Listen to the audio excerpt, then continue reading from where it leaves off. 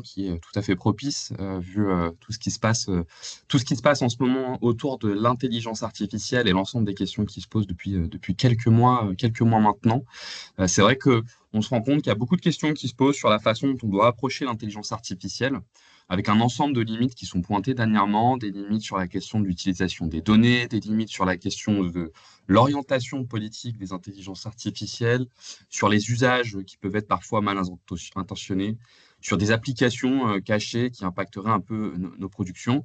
Et ça, tout ça, c'est autant de questions qui impactent notre secteur, qui, comme d'autres, mais sans doute parfois même un petit peu plus, a une prudence quant à la façon dont on doit traiter les métiers et les clients ou usagers en fonction des terminologies qu'on utilise chez chacun d'entre nous. Et donc, on voulait vous proposer cette visio sur l'IA éthique pour pouvoir vous amener à réfléchir à cette question-là, de comment on approche la question un peu éthique autour de l'IA. Donc, on va vous proposer une première intervention de Gilles Moïse sur tout ça, qui va vous donner son approche, et ensuite d'Amélie Jugan, mais chacun, je les laisserai se présenter en temps et en heure. Gilles, je te propose de te laisser la parole et qu'on puisse démarrer notre vidéo. Très bien. Donc, bonjour à toutes et à tous. Enchanté. Donc, alors, j'ai quelques diapos que je vais partager avec vous. Voilà. Hop. Hop.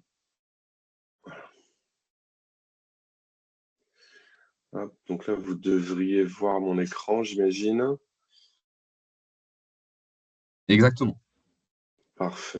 Hop. Je vais me mettre en présentation. Ça sera encore plus joli. Voilà. Alors, Gilles, on voit le lien Teams, en fait. On voit pas ta présentation. Ah oui, d'accord. Ok, je comprends. Donc, c'est parce que comme c'est tout sur le même écran, donc je vais revenir sur Teams, voilà, et je vais repartager ça, ça devrait fonctionner. Voilà, ça devrait être bon là. C'est parfait. Ok, super. Donc, très rapidement, je vais commencer par faire un rappel de ce qu'est l'IA, d'où ça vient, comment ça fonctionne, et puis également un petit point sur les réglementations, mais je suppose que Amélie aura également des choses à nous dire là-dessus. Juste pour me présenter rapidement, donc moi j'ai fait une thèse en intelligence artificielle à Jussieu, après une expérience dans le conseil, j'ai une formation d'ingénieur à l'origine. C'était une thèse d'ailleurs sur la génération automatique de texte, qui évidemment est revenu un sujet très à la mode depuis la sortie de ChatGPT. À l'issue de cette thèse, j'ai créé une startup qui s'appelle Recital, qui est aujourd'hui un éditeur de traitement automatique de documents. Donc globalement, on va automatiser le traitement de millions de pages de documents pour des assureurs, pour des gens dans l'énergie, pour des gens dans la logistique.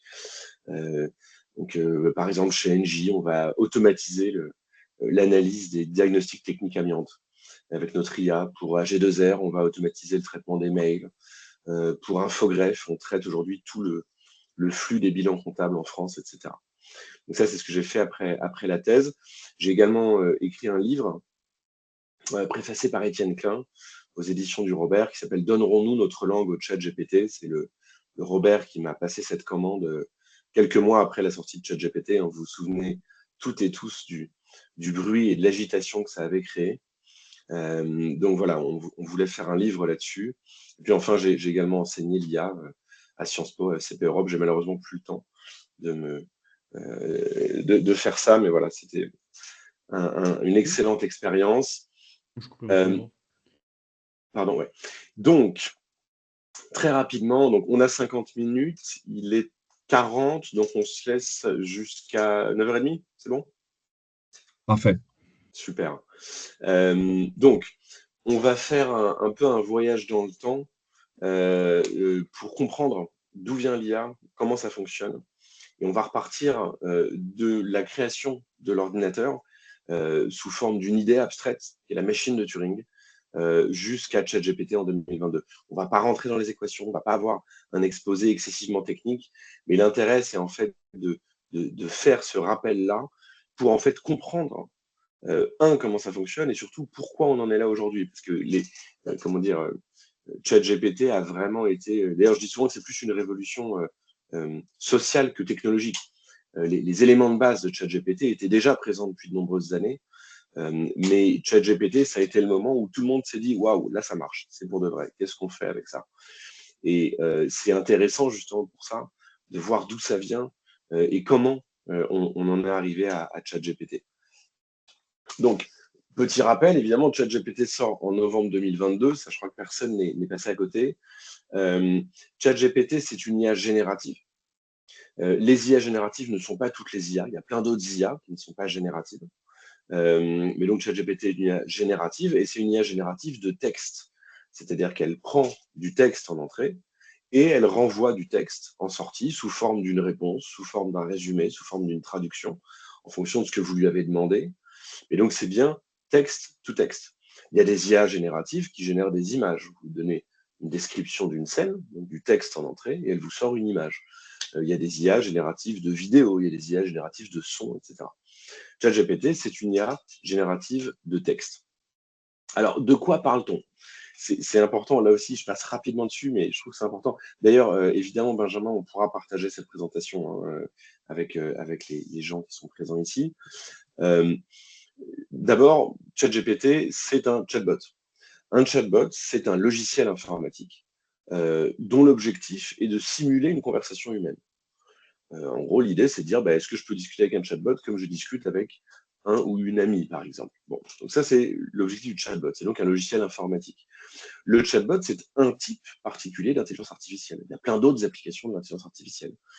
Quand vous demandez quand vous parlez à votre téléphone et qu'il le convertit en SMS, ce flux vocal, ce qu'on va appeler du speech to text, eh bien, ouais, j'ai un petit écho, je pense que quelqu'un a dû mettre. Eh bien, ce speech to text, c'est de l'intelligence artificielle.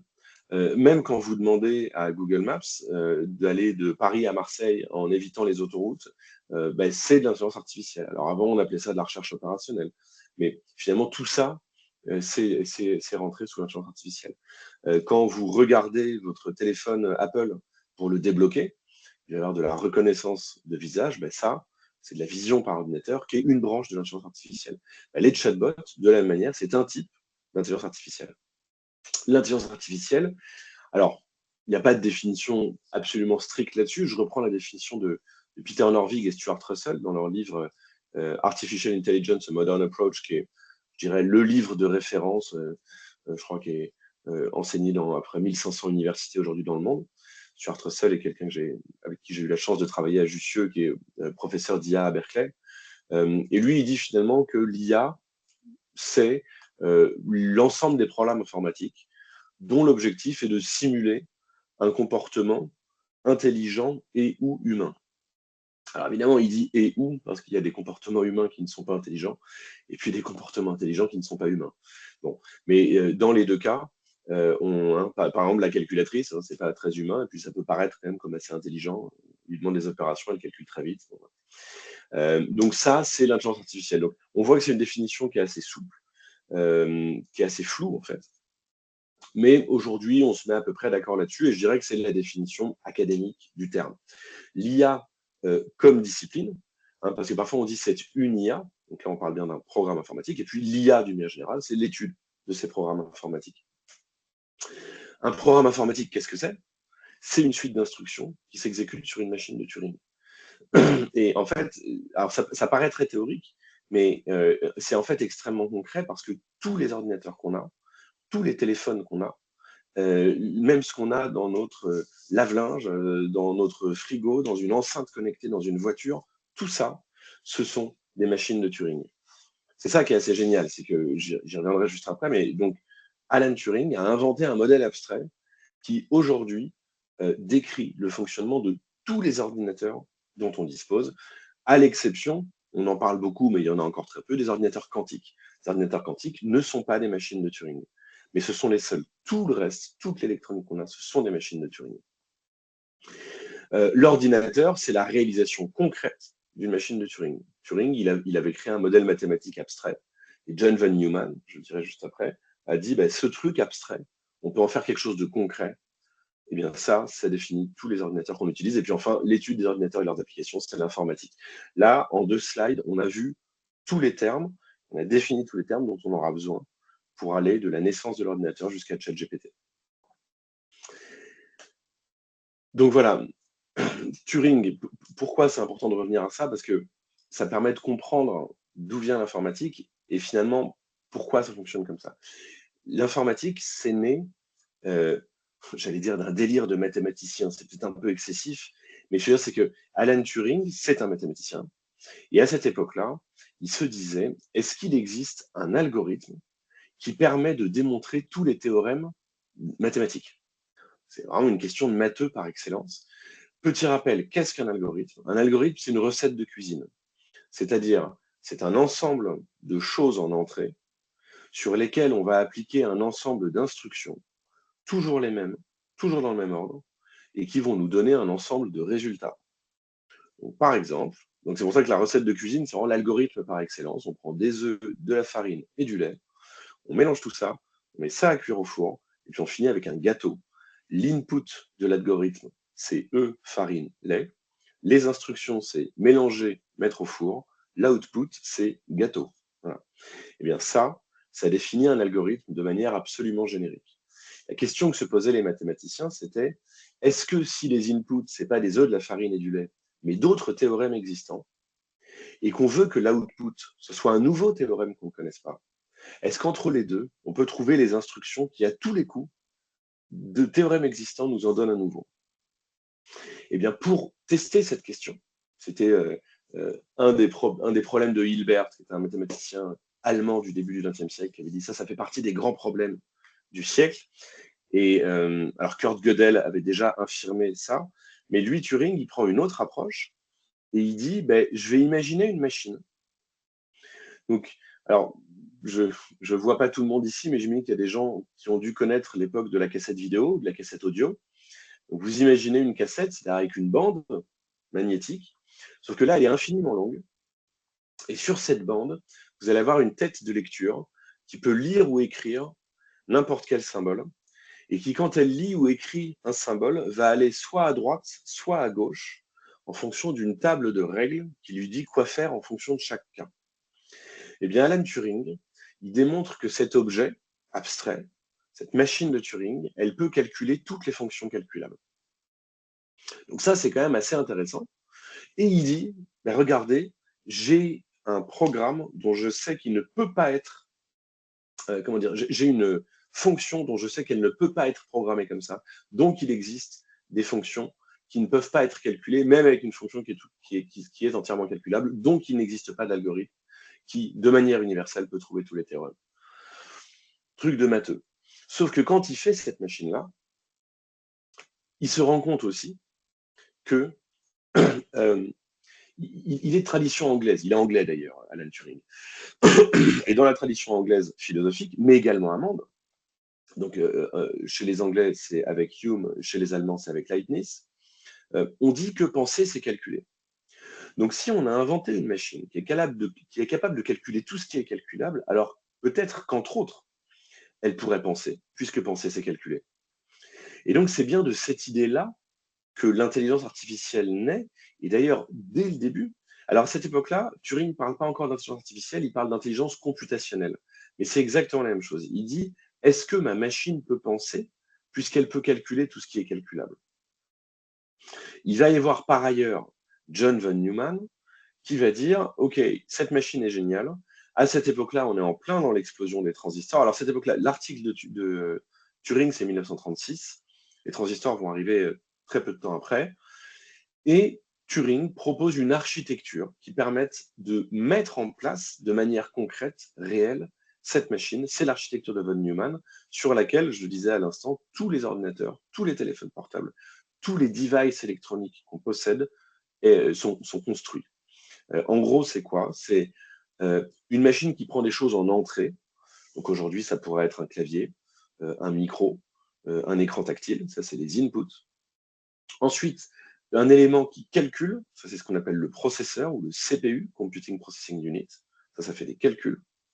Des unités de stockage, ça peut être la mémoire vive, hein, la RAM, ça peut être des disques durs, ça peut être une clé USB, c'est du stockage. Et enfin, des outputs, c'est-à-dire des éléments qui renvoient le résultat, soit sous forme de pixels, c'est un écran, soit sous forme de son, avec des enceintes, soit sous forme de choses imprimées avec une imprimante. Et bien, cette architecture de von Neumann décrit toutes les machines électroniques qu'on a aujourd'hui et est une application concrète de la machine de Turing abstraite. Alors évidemment, comme d'habitude, les premières applications de cette machine de Turing vont être militaires. Vous avez peut-être vu le film The Imitation Game avec Benedict Cumberbatch qui raconte justement comment Alan Turing va inventer et appliquer sa machine de Turing pour casser le code Enigma allemand.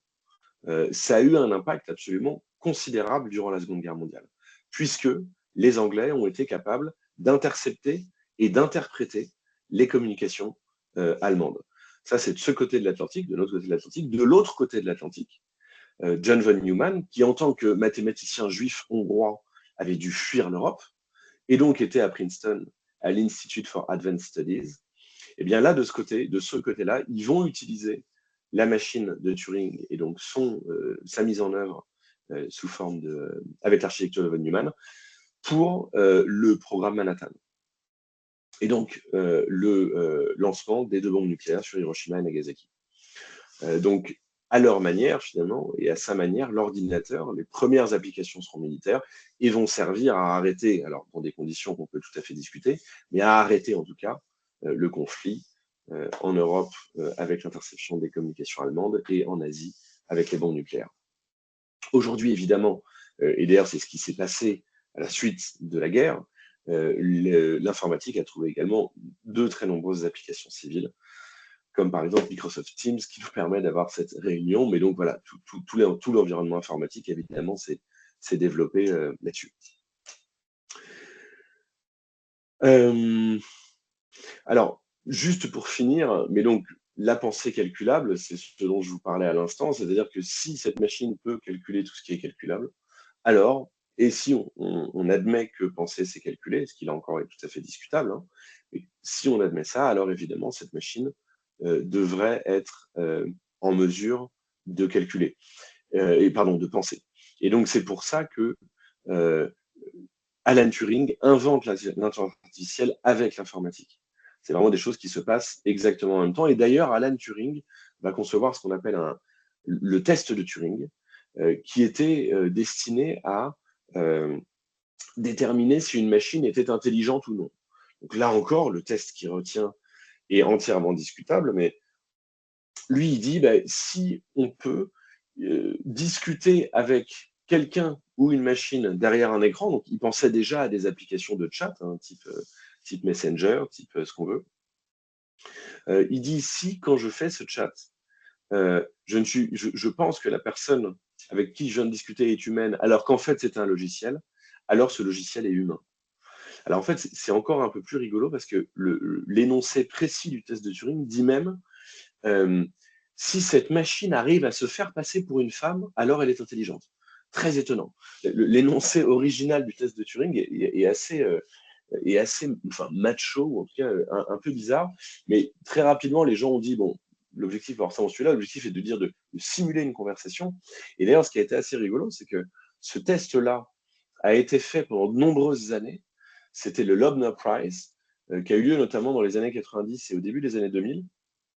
Et donc, en gros, il y avait 6 personnes dans une salle qui discutaient en mode chat avec, pour 3 d'entre eux, des machines, pour les 3 autres, des personnes, qui dans ce cas-là étaient situées dans une autre pièce. Évidemment, personne ne savait s'ils discutaient avec une machine ou avec une personne.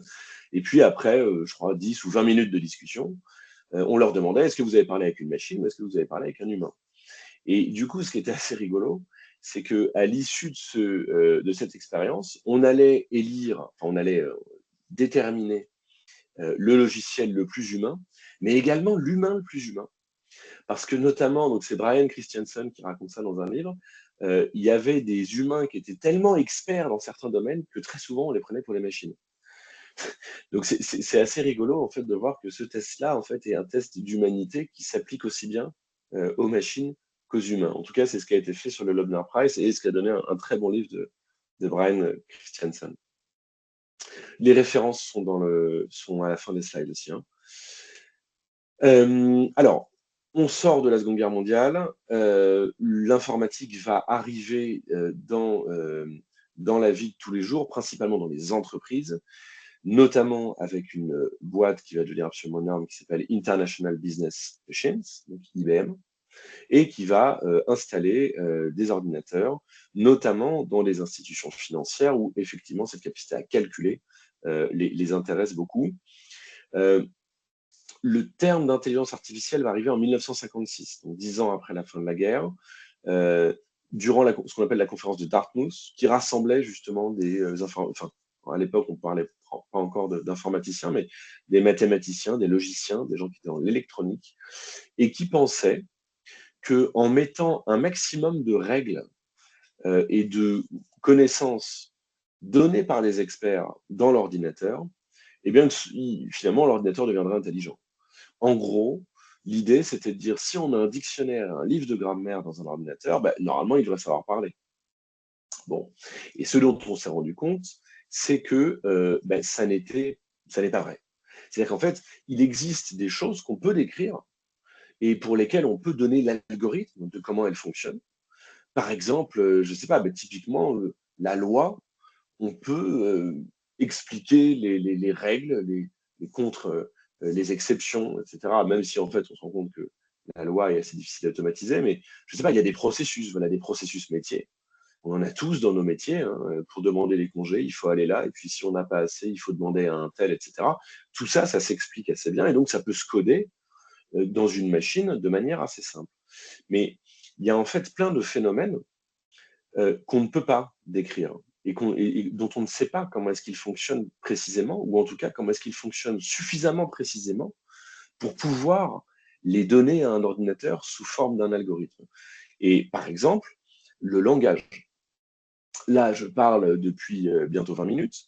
Euh, Techniquement, qu'est-ce qui se passe? En fait, ma glotte qui fait bouger de l'air, qui vient faire bouger un petit micro que j'ai sur mes oreillettes, qui va être transmis sur Internet, que vous allez recevoir, qui à votre tour va émettre des ondes qui vont faire vibrer votre tympan.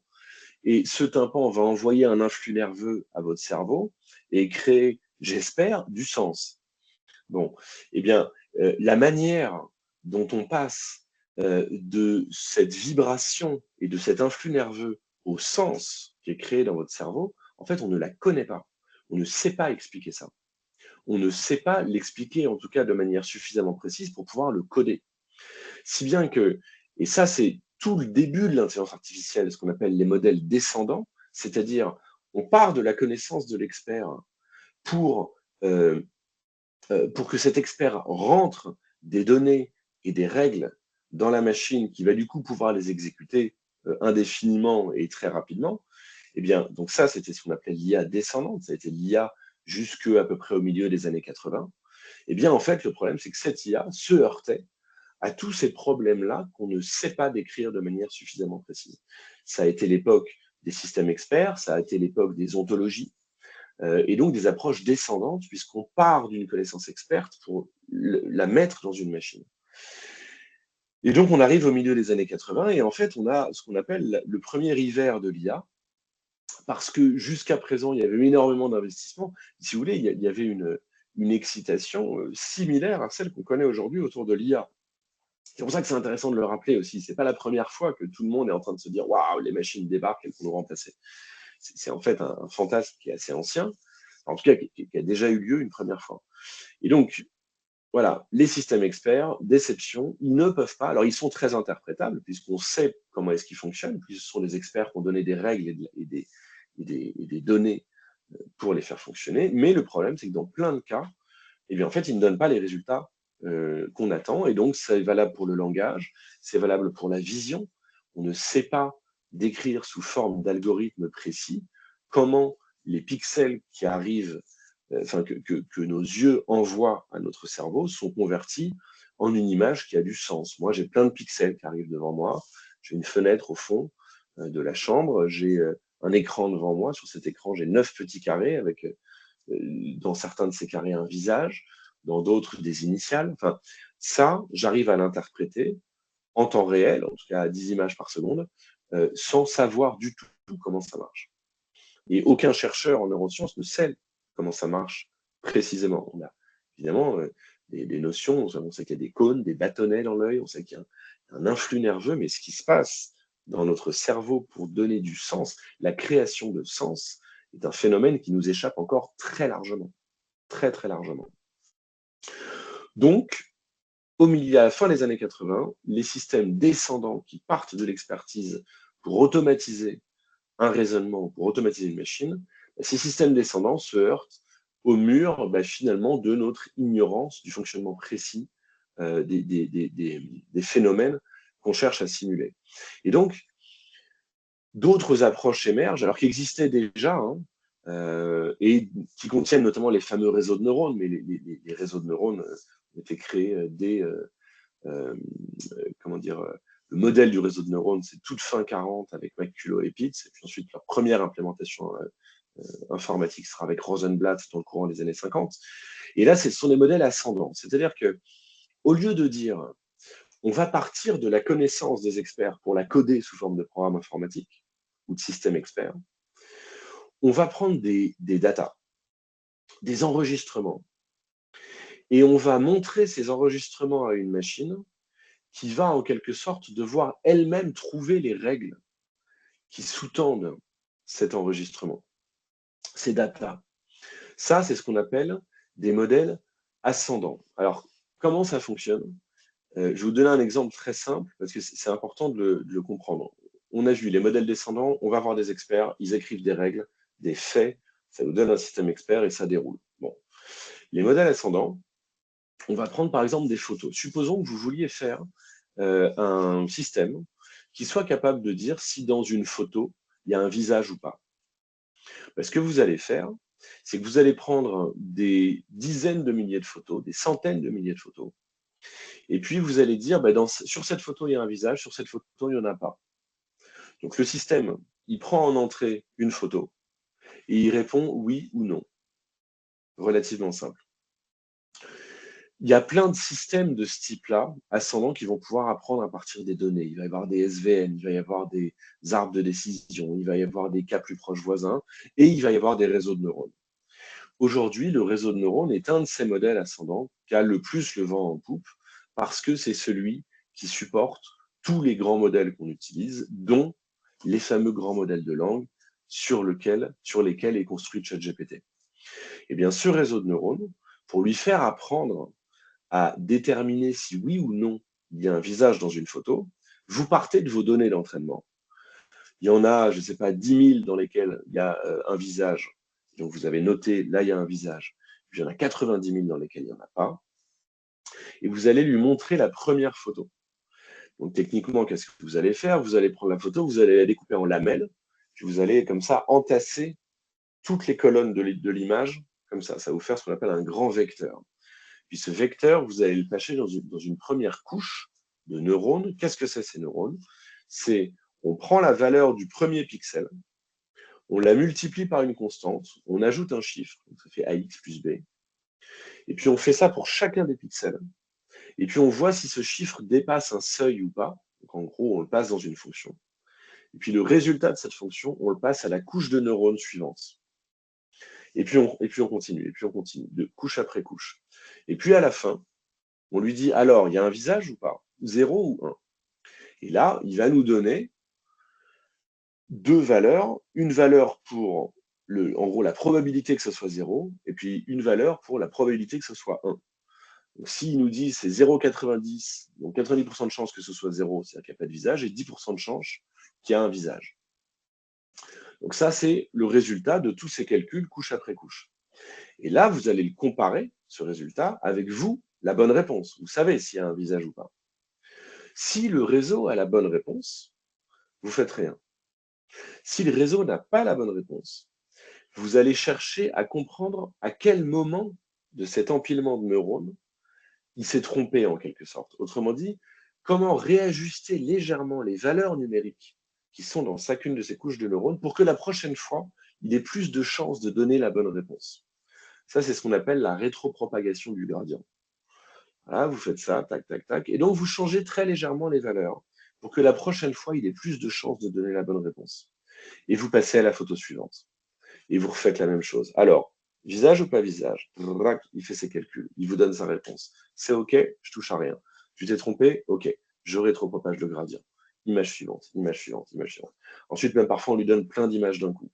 Ensuite, voilà. Et puis, quand on a fini de faire toutes les images, on recommence, on recommence, on recommence. Et donc, toutes ces valeurs numériques qui sont là, qui sont utilisées pour faire ces calculs d'étape en étape, c'est ce qu'on appelle les paramètres du modèle ou les poids du modèle. Ça, c'est ce sur quoi on va travailler dans les années 90, durant l'hiver de l'IA, quand on est revenu des systèmes experts, quand on s'est dit les approches descendantes, ça ne marche pas, est-ce que ces réseaux de neurones, est-ce que c'est SVM, est-ce que ces approches ascendantes pourraient donner de meilleurs résultats? Et ça a donné de meilleurs résultats, justement sur ces tâches qu'on ne savait pas décrire sous forme d'algorithmes clairs. Par exemple, Yann Lequin, dont vous avez probablement entendu parler, directeur de la recherche chez Meta aujourd'hui, chercheur français, à l'époque, il était déjà aux États-Unis. Et bien, à la fin des années 90, il arrive à lire les montants de 10% des chèques américains. Ça a été ça l'une des premières utilisations. Hein. Comment est-ce que automatiquement on peut scanner des chèques et voir quel est le montant qui a été écrit? Donc, reconnaissance manuscrite. Il arrive à reconnaître le montant dans 10% des chèques américains. Et puis la recherche continue en 2000. En parallèle, donc non seulement les chercheurs évidemment ont meilleures méthodes, connaissent mieux, d'autre part, il y a quand même de plus en plus de data qui sont disponibles avec l'explosion du web. Effectivement, au début des années 90, c'est ça aussi ce qui se passe, c'est qu'il y a de plus en plus de données numériques disponibles qui vont être accessibles aux chercheurs avec le développement d'Internet. Et enfin, troisième point, on fait des évolutions considérables dans le hardware, avec notamment les fameux GPU, dont vous avez peut-être entendu parler, qui aujourd'hui sont produits en majorité par une entreprise qui s'appelle Nvidia, qui est quand même devenue l'entreprise la plus valorisée au monde, hein, 3500 milliards de dollars, c'est quand même un beau montant. Et pourquoi? Parce que ces GPU produits par Nvidia, à l'origine, donc GPU, c'est pour Graphical Processing Unit. Donc normalement, ce sont des unités de calcul destinées à calculer des représentations graphiques, des représentations 3D. Et donc, c'était utilisé par des gamers. C'était les gens qui faisaient des jeux vidéo qui utilisaient ça. Et Yann Lequin, ses équipes, mais pas que lui, Geoff Hinton, Yoshua Bengio, du maire général, du maire général, les trois personnes qui ont reçu le prix Turing en 2017 pour leurs travaux sur le deep learning, eh bien, ils se sont rendus compte que les calculs qui étaient faits pour représenter des scènes 3D dans les jeux vidéo, c'était les mêmes que ceux qui se faisaient dans leur réseau de neurones de couche en couche. Et donc, ils ont utilisé ces GPU pour considérablement accélérer ce calcul et la rétropropagation du gradient, etc. Et c'est ce qui fait qu'aujourd'hui, tout le monde s'arrache les GPU parce que tout le monde utilise des réseaux de neurones absolument immenses. Et fin 2000, lors d'une conférence, pour la première fois, les réseaux de neurones ont des résultats qu'on va qualifier de surhumains, c'est-à-dire meilleurs que les humains sur une tâche précise. En l'occurrence, c'était une tâche de reconnaissance d'image, c'est-à-dire qu'il y avait Fei Fei à Stanford qui avait demandé pendant plusieurs années des doctorants d'étiqueter des images et de dire ça c'est une image avec un bateau, ça c'est une image avec une voiture, ça c'est une image avec une maison. Ils avaient fait ça sur 10 millions d'images. Et bien une fois qu'ils avaient ça, ils ont demandé, ils prennent parmi ces 10 millions d'images, ils en prennent une sous-partie, ils demandent à des humains de mettre les catégories, puis ensuite ils demandent au réseau de neurones de mettre des catégories. Eh bien ils se sont rendus compte que le réseau de neurones avait un peu plus souvent raison que l'humain. Ça ne veut pas évidemment pas dire que le réseau de neurones est plus intelligent, etc. Là aussi, il faut vraiment sortir la fascination. Mais ça a été le grand retour en grâce des réseaux de neurones. Et ensuite, voilà, ça a été l'explosion qu'on a connue durant les années 2010, avec en 2017 Google qui propose son transformer, puis l'arrivée de GPT-1 par OpenAI en 2018-2019, et puis enfin, 30 novembre 2022, ChatGPT, qui est donc bien construit sur un réseau de neurones profond. Juste pour comprendre comment ça fonctionne, ChatGPT, lui, on ne lui a pas demandé de dire s'il y avait un visage ou pas dans une image. Lui, ChatGPT, on lui montre du texte et on lui dit, à ton avis, quel est le mot suivant? Donc, on prend tout Wikipédia, on lui met, je ne sais pas, les 100 premiers mots de la fiche sur Louis XIV et on lui dit, à ton avis, quel est le mot suivant? Et puis, pareil, il prédit un mot. Alors, en pratique, ce n'est pas tout à fait des mots, c'est des sortes de syllabes, hein, c'est des unités un peu plus courtes. Et puis, donc, il prédit un index. Il connaît 40 000 syllabes, par exemple. Et puis, il dit, là, la suivante, pour moi, c'est la 39 millième. OK. Est-ce que c'est vrai? Est-ce que c'est pas vrai? Et si c'est faux, on met à jour les paramètres et on continue.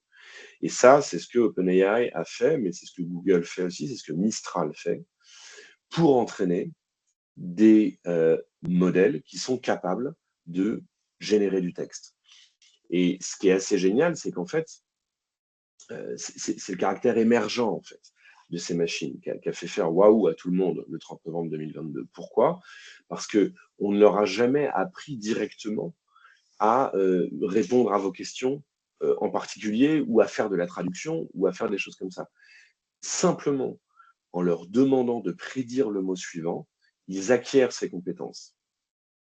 Et donc, c'est ça qui est génial. C'est pour ça qu'on dit que c'est émergent. C'est-à-dire que personne ne leur a demandé explicitement. Alors, en pratique, maintenant, ils le demandent explicitement parce que OpenAI a reçu tellement de data.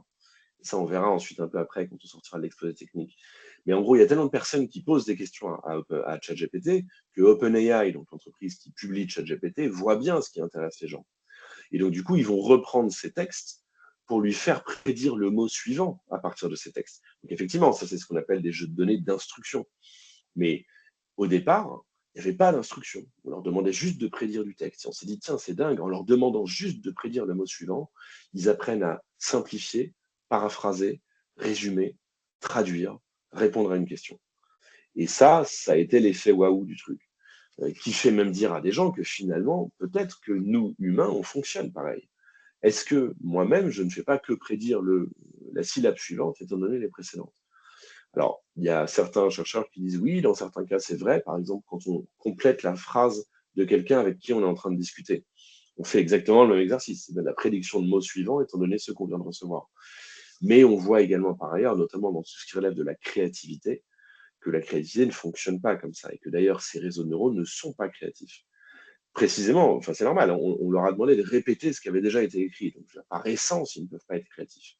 Néanmoins, on voit qu'ils acquièrent quand même des compétences qui n'étaient en quelque sorte pas prévues. C'est aussi ce qui a entraîné une partie de cette panique morale à la sortie de ChatGPT. Il faut voilà, rappeler sur ChatGPT qu'il n'est pas intelligent, qu'il faut toujours vérifier ce qu'il raconte.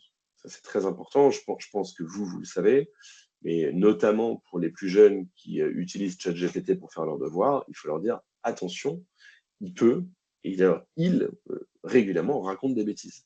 La BBC a sorti il y a moins d'un mois un article qui disait, ben voilà, nous on a posé 200 questions, dans plus d'un cas sur deux, il y a une erreur.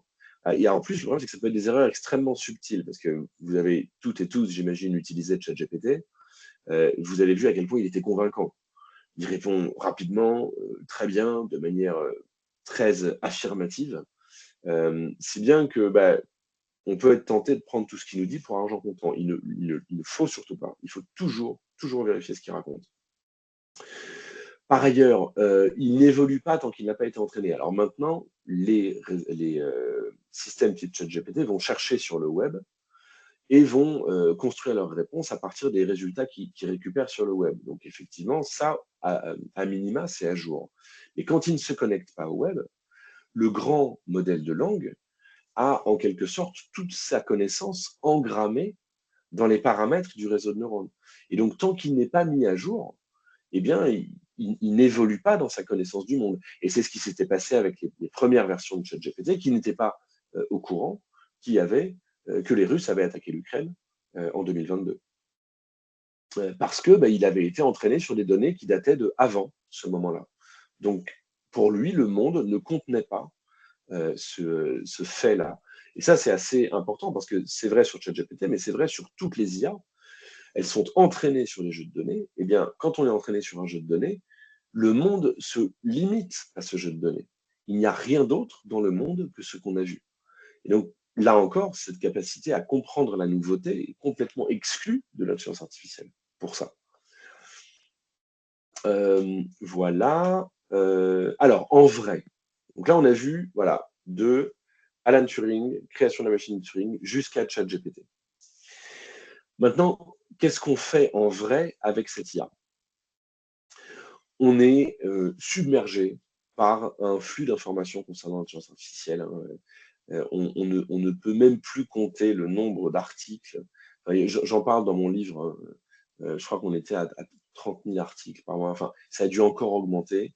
Et donc, voilà, tous les jours, grâce à l'IA, des chercheurs, l'IA découvre une exoplanète, etc. Donc, évidemment, l'IA ne découvre rien toute seule. L'IA est un outil qui est utilisé par des chercheurs. C'est le premier truc. Mais donc, on est en permanence sous un flux donc soit d'une IA magique, qui va trouver des vaccins, qui fait avancer la science spontanément, soit d'une IA tragique, qui va prendre le contrôle de l'humanité, qui va tous nous mettre au chômage et qui va nous réduire à l'état d'esclaves, un peu comme dans la Matrice. Bon.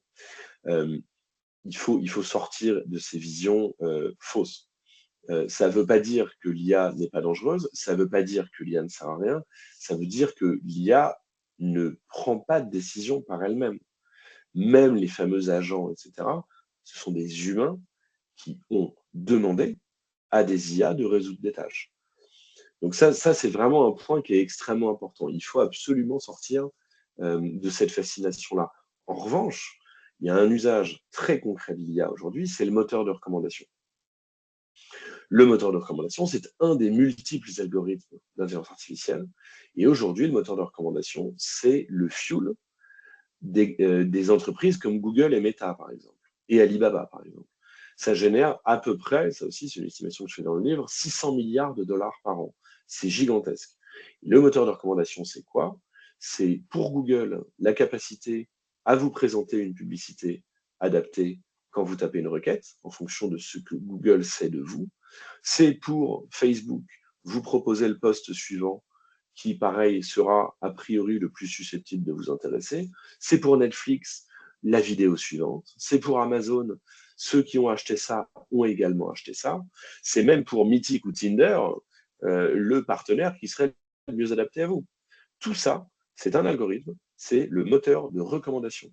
On prend un item et un user et on renvoie un item. Le moteur financier de la révolution du numérique actuel, c'est ça. C'est la publicité basée sur le moteur de recommandation. Il y a un cas effectivement de l'IA tragique qui existe, mais là encore, ce sont des humains qui les construisent, et ce sont des humains qui les utilisent, ce sont évidemment les drones, même quand ils sont autonomes. Effectivement, jusqu'à présent, justement, Stuart Russell voulait amender, et donc travailler aux Nations Unies là-dessus, pour amender les conventions de Genève, c'est-à-dire ce qu'on a le droit ou pas de faire en temps de guerre. Et il militait avec d'autres chercheurs et d'autres activistes pour que l'utilisation de drones autonomes soit interdite. Malheureusement, aucun pays n'a voulu franchir ce pas-là, si bien qu'aujourd'hui, en Ukraine, c'est avéré. Jusqu'à présent, enfin jusqu'à la guerre russo-ukrainienne, on ne savait pas si ça avait été le cas ou pas. Aujourd'hui, on le sait. C'est-à-dire que ce sont des drones qui, via leurs algorithmes, vont prendre ou non la décision de tirer. Ce ne sont plus des gens qui sont derrière avec un joystick à des milliers de kilomètres qui appuient sur le joystick pour tirer. Et pourquoi ça? Parce que les drones vont entrer dans des zones qui sont brouillées, dans lesquelles de toute façon un opérateur n'aurait plus accès, puisqu'il y a des brouilleurs. Et donc, le drone va devoir se débrouiller tout seul et dans certains cas prendre la décision de tirer. Donc ça, effectivement, c'est quand même quelque chose qu'il faut savoir. C'est évidemment pas tout rose. Et là encore, c'est quand même toujours des humains qui ont programmé ça et qui ont envoyé le drone pour ça. Dans l'emploi, là aussi, les grands scénarios d'IA tragique, c'est l'IA va tous nous remplacer. Donc ça n'est pas vrai, ça n'est pas ce qu'on constate. Et d'ailleurs, ça n'est jamais ce qu'on a constaté dans l'histoire. Il y a des thèses entières d'économistes là-dessus. Je ne les ai pas toutes lues, mais je suis quand même renseigné évidemment un peu pour le bouquin. En gros, il n'y a pas d'impact à long terme sensible de la technologie sur l'emploi. Il y a un impact local. Typiquement, il y avait des gens qui écrivaient du texte un peu à la ligne pour faire, par exemple, des descriptions en masse d'objets pour des sites marchands. C'est sûr que les gens qui faisaient ça sont remplacés par ChatGPT. On sait que le marché de la traduction a été considérablement impacté. Mais là encore, ce qui est étonnant, c'est que les logiciels existaient déjà avant ChatGPT, mais ChatGPT a donné conscience à tous les gens, ou en tout cas une bonne partie des gens qui s'appellent aux traducteurs, qu'en fait, ils pouvaient être remplacés par des machines. Et donc, effectivement, ça a eu un impact. Mais c'est pas négligeable. Mais je sais que, il y a en face plein d'autres métiers pour lesquels la demande qui ont été créés. Et d'autre part, ça reste, en tout cas sur les statistiques de l'emploi, assez marginal. Donc ça c'est quand même quelque chose qu'il faut garder. Il faut également garder en tête, et effectivement, dans vos métiers, c'est évident, qu'il y a plein de métiers qui ne sont pas du tout impactés par ChatGPT. Je veux dire, un plombier, un danseur, je sais pas, un serveur, euh, probablement un gardien. En tout cas, il ne va pas être remplacé par une IA. Il peut être assisté par une IA, mais remplacé, probablement pas. Je sais justement qu'il y a des expériences qui ont été menées, on en avait parlé, Benjamin, et enfin, moi, de tous les gens avec lesquels j'en ai discuté, la conclusion est toujours la même. C'est ah ok, c'est bien, mais effectivement, ça ne va pas me remplacer, ça va me faire gagner du temps.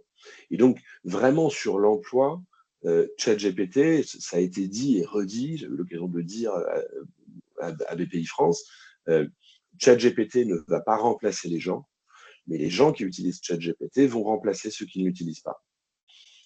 Et ça, c'est voilà, ça pour moi sur technologie. Et d'ailleurs, on peut remplacer ChatGPT par technologie. C'est évident.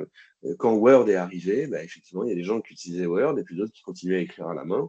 C'est vrai que pour produire en masse du texte, c'était mieux d'utiliser Word que d'écrire à la main. Mais Word n'a pas remplacé les écrivains, Word n'a pas remplacé, etc. Ça, c'est quand même assez important. Il y a même des gens qui sont assez sceptiques, hein, même The Economist, qui n'est pourtant pas un journal d'extrême gauche, hein, disait en tout début d'année, bah, globalement, on voit quand même pas d'impact majeur dans les business américains.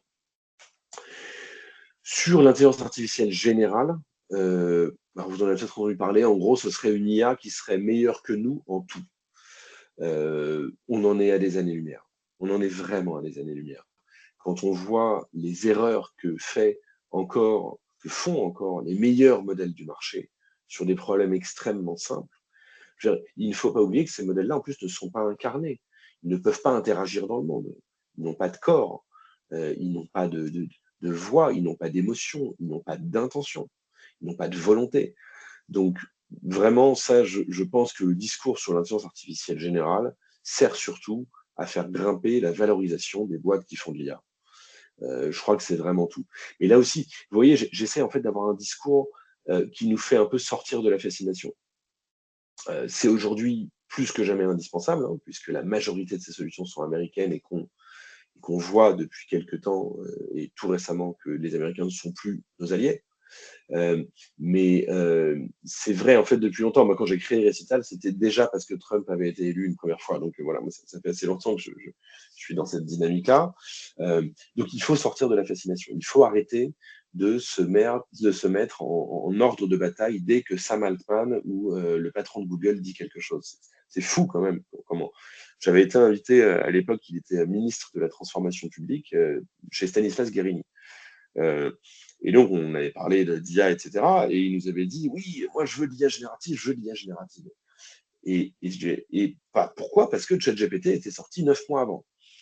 Et je lui avais dit, mais il y a plein d'autres IA qui fonctionnent extrêmement bien et qui sera beaucoup plus utile pour vos agents, quoi. Et en sortant de là, je me disais, putain, c'est quand même fou. On a un ministre de la République française dont l'agenda est dicté par une start-up californienne à 10 000 km de là. Et pour moi, sortir de la fascination, c'est sortir de ça. En fait, ça ne peut pas marcher comme ça, parce que quand on marche comme ça, on est de fait colonisé. Voilà, bon, ça, je diverge un tout petit peu, mais je pense que c'est hyper important. Et donc voilà, il faut sortir de la fascination. Ça ne veut pas dire qu'il faut tout jeter à la poubelle, ça ne veut pas dire que ça sert à rien, bien sûr que non. C'est un super outil, ça a plein d'impact, on peut faire plein de trucs avec, il n'y a pas de souci. Mais il faut garder notre agenda et pas se faire mener par le bout du nez par toutes les nouvelles annonces qui nous tombent dessus tous les jours. Pour moi, ça, c'est vraiment, vraiment important. Enfin, dernier point, et je pense que je m'arrêterai là, enfin, je pourrais continuer des heures, mais je vais aussi un peu quand même laisser la parole. Enfin, en même temps, il est 9h25, on a peut-être encore 5 minutes. Excellent livre de Kate Crawford, un contre-attelage de l'intelligence artificielle, qui nous dit le gros problème de l'intelligence artificielle, c'est qu'elle est ni intelligente ni artificielle. Alors c'est évidemment un peu provocateur, mais c'est assez intéressant comme point de vue. Pourquoi ni intelligente? Parce que, ben, comme je viens de vous le dire, en fait, elle ne connaît que ce qu'on lui a montré. Et donc, ben, ChatGPT, il ne peut faire que discuter. Nous, on est capable de discuter, on est capable de faire une conférence, mais on est aussi capable de repasser une chemise, mais on est aussi capable de faire cuire un œuf, mais on est aussi capable de prendre le métro, d'avoir des opinions politiques, d'être amoureux, de faire plein de choses, avec les 20 watts de notre cerveau. Un cerveau, c'est 20 watts. Donc vous voyez un peu en termes d'économie d'énergie, ça c'est efficace, hein. C'est à peine une des ampoules que vous avez chez vous. Ça, c'est vraiment génial, ça. Euh, les machines sont très fortes dans un domaine. Vous avez tous entendu parler d'AlphaGo en 2016, le logiciel de Google qui bat l'ICEDOL. Eh bien, AlphaGo est très fort en Go. C'est vrai, elle a battu le champion du monde de Go. Mais elle n'est pas capable de se faire cuire un œuf. Du coup, il y a toujours cette espèce de compromis généralité, efficacité, qui fait que, ben, en fait, les seuls qui sont et généraux, c'est-à-dire sur plein de tâches différentes, et efficaces, c'est les humains. Les machines vont être très efficaces, mais sur une micro-tâche, et vont avoir beaucoup de mal à s'en sortir.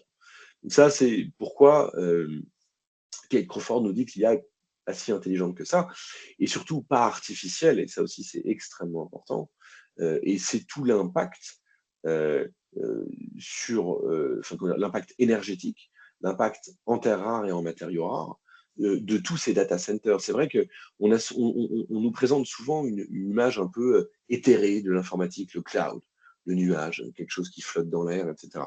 Ça flotte pas du tout dans l'air, c'est en fait des énormes data centers avec des millions de GPU et de CPU qui consomment énormément. Vous avez probablement entendu Microsoft qui allait remettre en route une centrale nucléaire de Three Mile Island, ça, pour faire marcher des data centers, de la course à l'énergie, pour faire marcher ces data centers qui ne sont donc pas du tout en train de flotter de manière éthérique, mais qui consomment énormément.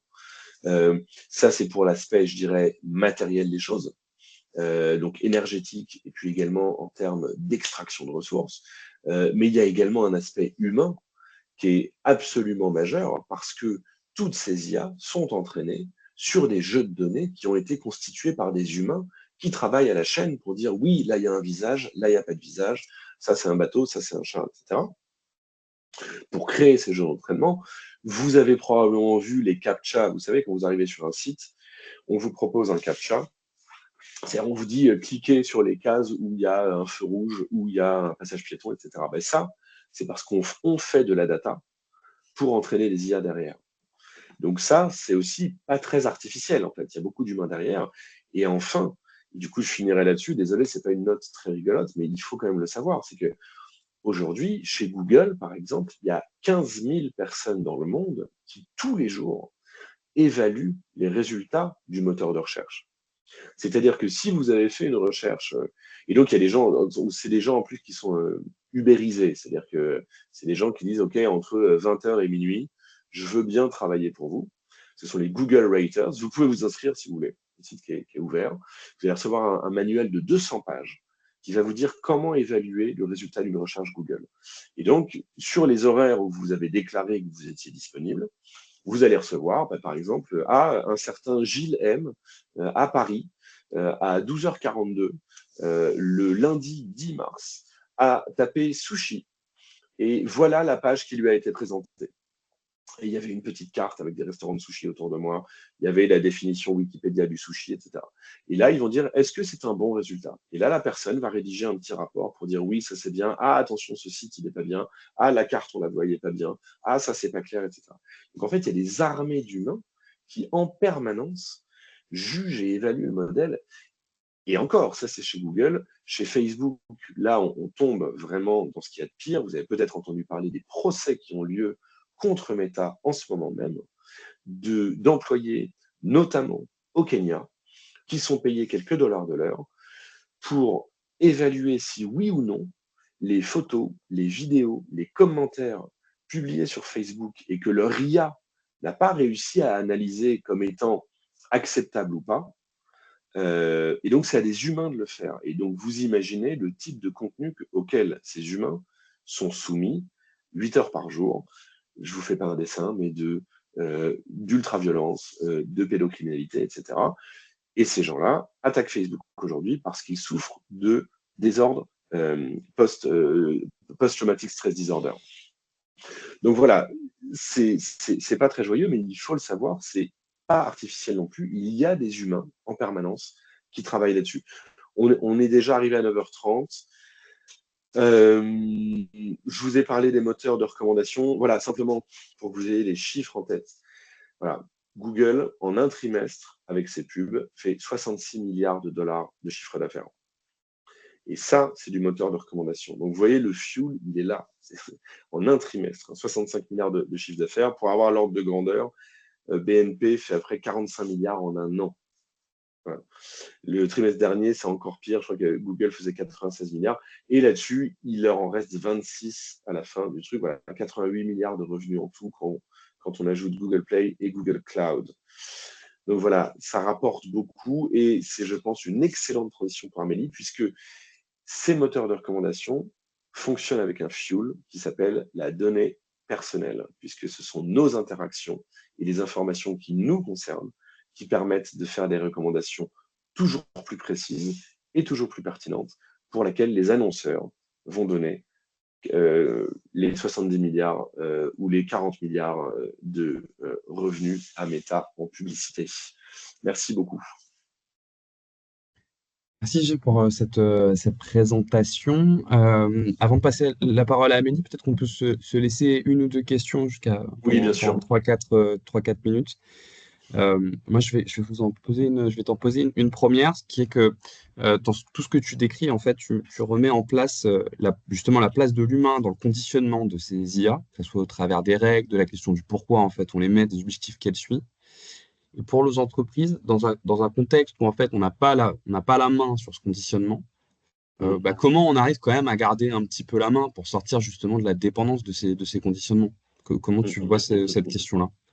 Ouais, ça c'est hyper important. Ben, je crois vraiment que enfin, comment dire, la première chose à faire, c'est évidemment de former les gens, déjà de leur expliquer comment ça marche, prendre conscience du fait que ces IA sont conditionnés, que leur usage nous conditionne en miroir. Ça, pour moi, c'est la première chose à faire.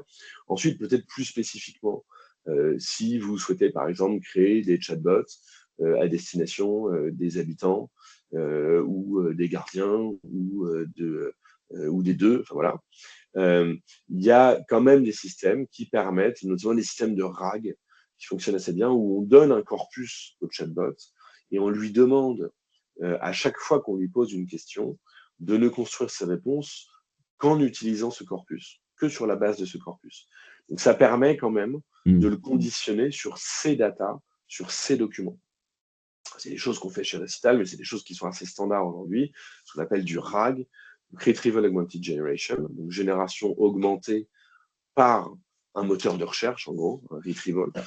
Et ça permet effectivement de sortir un peu de ce conditionnement, mais je crois vraiment que, enfin, comment dire, ensuite, réentraîner de zéro un modèle de ce type-là, je pense que c'est quasiment pas envisageable, en fait, parce que c'est extraordinairement cher, c'est extrêmement énergivore. Puis d'autre part, il y a déjà plein de gens qui le font et qui, en partie, publient les modèles qu'ils ont entraînés. C'est ce que fait Mistral, c'est ce que fait DeepSeek, etc. Donc voilà, moi je pense que sortir du conditionnement, c'est avoir conscience de ce conditionnement, et deux, dans le cas des chatbots, intégrer son corpus pour effectivement pouvoir limiter et cadrer un peu les connaissances de cette IA. Donc sortir de la dépendance qu'on peut avoir à ces IA-là, c'est justement travailler un peu le conditionnement. Et travailler le conditionnement, c'est pas que l'entraînement de l'IA, c'est pas ce qu'est l'IA, c'est aussi cadrer ce qu'on en fait, ce qui fait presque la transition vers Amélie, mais c'est cadrer ce qu'on en fait, quoi. Oui, tout à fait. Ça c'est vraiment important. Enfin, et c'est pour ça, enfin, moi, je crois vraiment beaucoup à la formation, puis comprendre comment ça marche, comprendre d'où ça vient. Vraiment inverser, je dirais, le rapport de force, ne plus être juste en fascination face à une machine qui nous paraît infiniment intelligente et qui nous est supérieure, mais au contraire, comprendre comment elle fonctionne, identifier ses limites, vérifier ce qu'elle raconte, et effectivement, à partir de ça, bien la remettre dans sa place d'outil, quoi. Oui, face à cette chose qui est si nouvelle, la seule façon de vraiment comprendre comment l'aborder d'un point de vue éthique, c'est déjà de comprendre comment elle fonctionne. Et c'était aussi Bien le sens sûr, de l'intervention. C'est l'importance de exactement. comprendre comment elle fonctionne et ce qu'elle essaie de faire, quoi. Et tout Je à vois que fait. je vois que Damien a une question. Oui, bon, merci Gilles pour cette présentation. En fait, moi, je m'interrogeais sur. On comprend que en fait, c'est les données d'entrée qui conditionnent finalement la réaction de l'IA et que nous-mêmes, on est conditionnés en fait par ce qu'on voit sur les réseaux et donc l'IA globalement peut nous conditionner. Mm.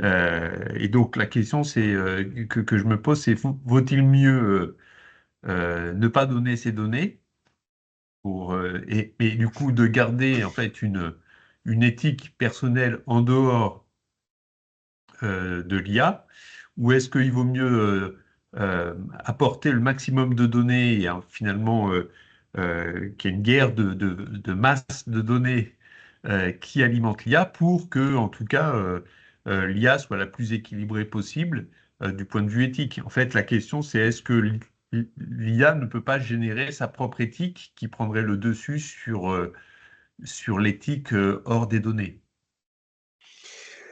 Alors, c'est vrai qu'effectivement, il y a plusieurs stratégies qu'on peut avoir, un peu soit de résistance à ces systèmes-là, soit au contraire de dire, bah oui, donnons-lui un maximum de données, un petit peu comme si on mettait un maximum de bulletins de vote, quoi. C'est-à-dire que pour que je sois entendu le plus possible. Alors, comment dire, la difficulté de ça, c'est que de toute façon, ce sont des ingénieurs californiens qui décideront de quelles données rentreront ou pas dans cet entraînement. Et ça effectivement, c'est enfin, comment dire, l'un des problèmes. Alors, californien jusqu'à peu, chinois tout récemment.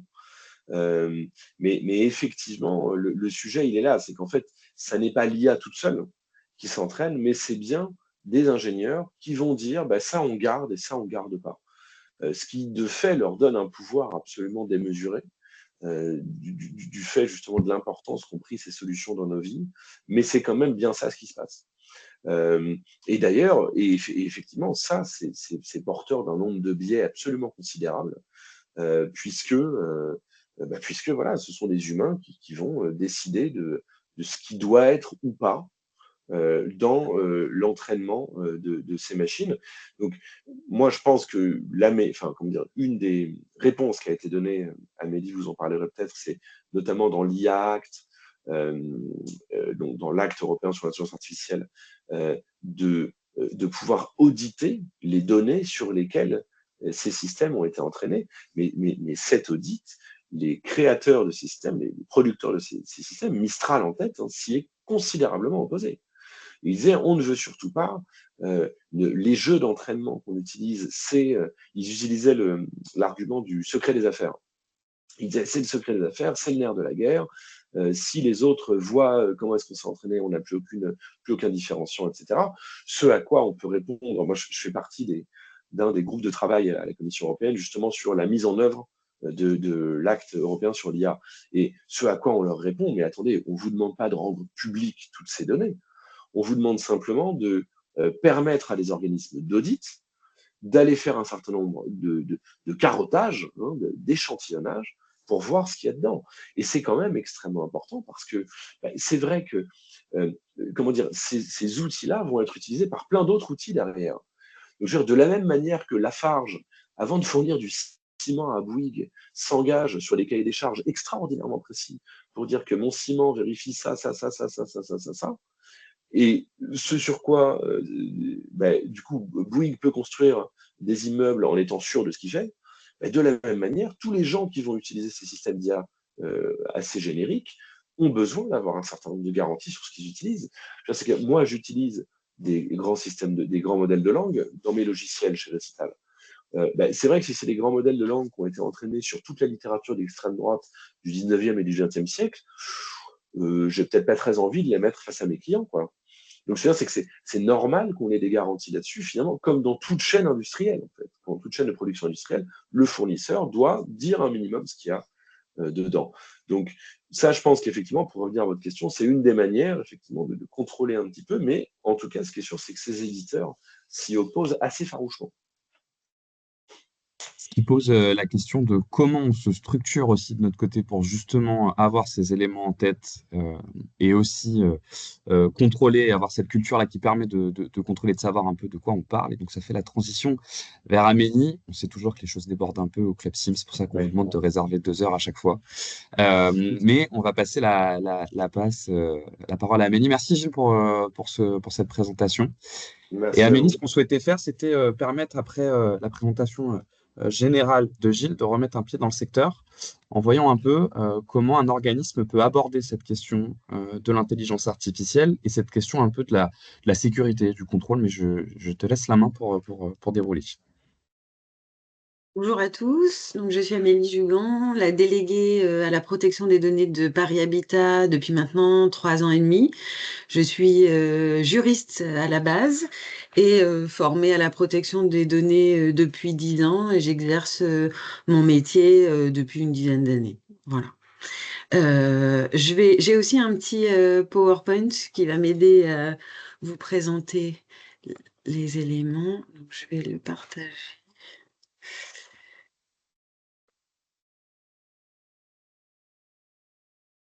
Alors,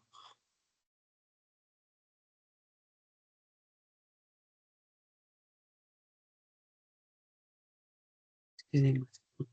Pas de souci.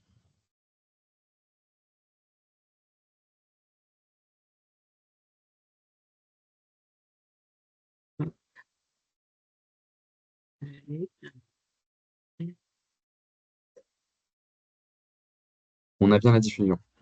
Vous avez bien la diffusion? Ouais, c'est tout bon. Voilà. Donc, l'objectif, en fait, c'est de faire un petit retour d'expérience sur l'expérimentation que Paris Habitat a mis en place sur l'IA. Dans un premier temps, je vais vous rappeler les missions du DPO pour fixer un petit peu le cadre. Donc, un DPO, c'est le garant de la protection des données dans un organisme. Il est indépendant et il s'assure de faire comprendre à l'ensemble des collaborateurs de l'organisme que la protection des données, c'est l'affaire de tous. Un petit rappel en ce qui concerne une donnée à caractère personnel. Une donnée à caractère personnel, c'est une donnée qui permet d'identifier directement ou indirectement une personne physique. La mission du DPIDO, en fait, c'est de faire en sorte que les données à caractère personnel qui sont traitées dans un organisme le sont en conformité avec la législation relative à la protection des données. Ces missions, c'est d'abord d'informer et de conseiller et de donner des recommandations à l'organisme pour lequel il travaille. Donc, en ce qui me concerne, c'est Paris Habitat et à ses collaborateurs.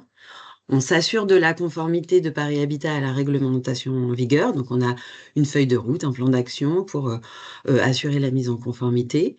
Le DPO sensibilise et forme les collaborateurs à la protection des données.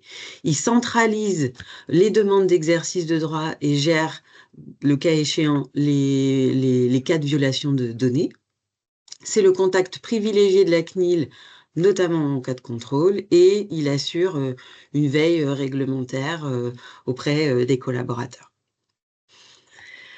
Donc l'intelligence artificielle, je vais faire une toute petite introduction parce que Gilles a bien expliqué ce que c'était et un peu les impacts. L'intelligence artificielle, elle est omniprésente dans notre société. Elle a complètement transformé notre quotidien et en fait, quelquefois d'ailleurs, on se rend même pas compte qu'on l'utilise. Ça va de la recommandation des films sur les plateformes de streaming, aux assistants vocaux, en passant par des diagnostics médicaux ou des véhicules autonomes. Et ça soulève des questions fondamentales comme l'a relevé Gilles au niveau de l'éthique, de la sécurité, mais aussi du respect des droits fondamentaux des personnes. Alors, les droits fondamentaux, c'est la liberté de penser, le droit à la vie privée, la liberté d'aller et venir. Voilà, c'est tous ces droits qui sont défendus généralement dans les démocraties et qui sont défendus par la loi. Le sommaire. Donc, je vais d'abord vous faire un petit rappel de l'encadrement juridique avec le RIA et le RGPD. Donc, le RIA, c'est le règlement sur l'intelligence artificielle, et le RGPD, le règlement général à la protection des données. Ensuite, je vais vous parler du cadre de l'expérimentation sur l'IA qu'on a mis en place chez Paris Habitat. Et puis, je vais faire un petit témoignage sur les défis d'IDPO dans le cadre de la mise en place de cette expérience et pour une éthique de l'IA. Donc, l'encadrement juridique avec le RIA et le RGPD. Donc, ce sont toutes les deux des législations européennes. Elles n'ont pas la même temporalité parce que le règlement général à la protection des données, il est entré en vigueur en 2016, applicable en 2018, c'est-à-dire qu'on peut sanctionner au nom du RGPD depuis 2018, mais il est vraiment entré en vigueur et doit être appliqué depuis 2016. Et le règlement IA, qui lui est arrivé en juillet 2024 et qui est vraiment la première législation au monde sur l'IA.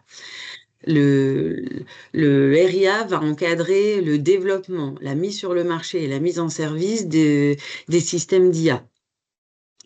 Et comme il s'agit d'un règlement, il n'a pas besoin d'être transposé dans la législation nationale, il s'applique directement.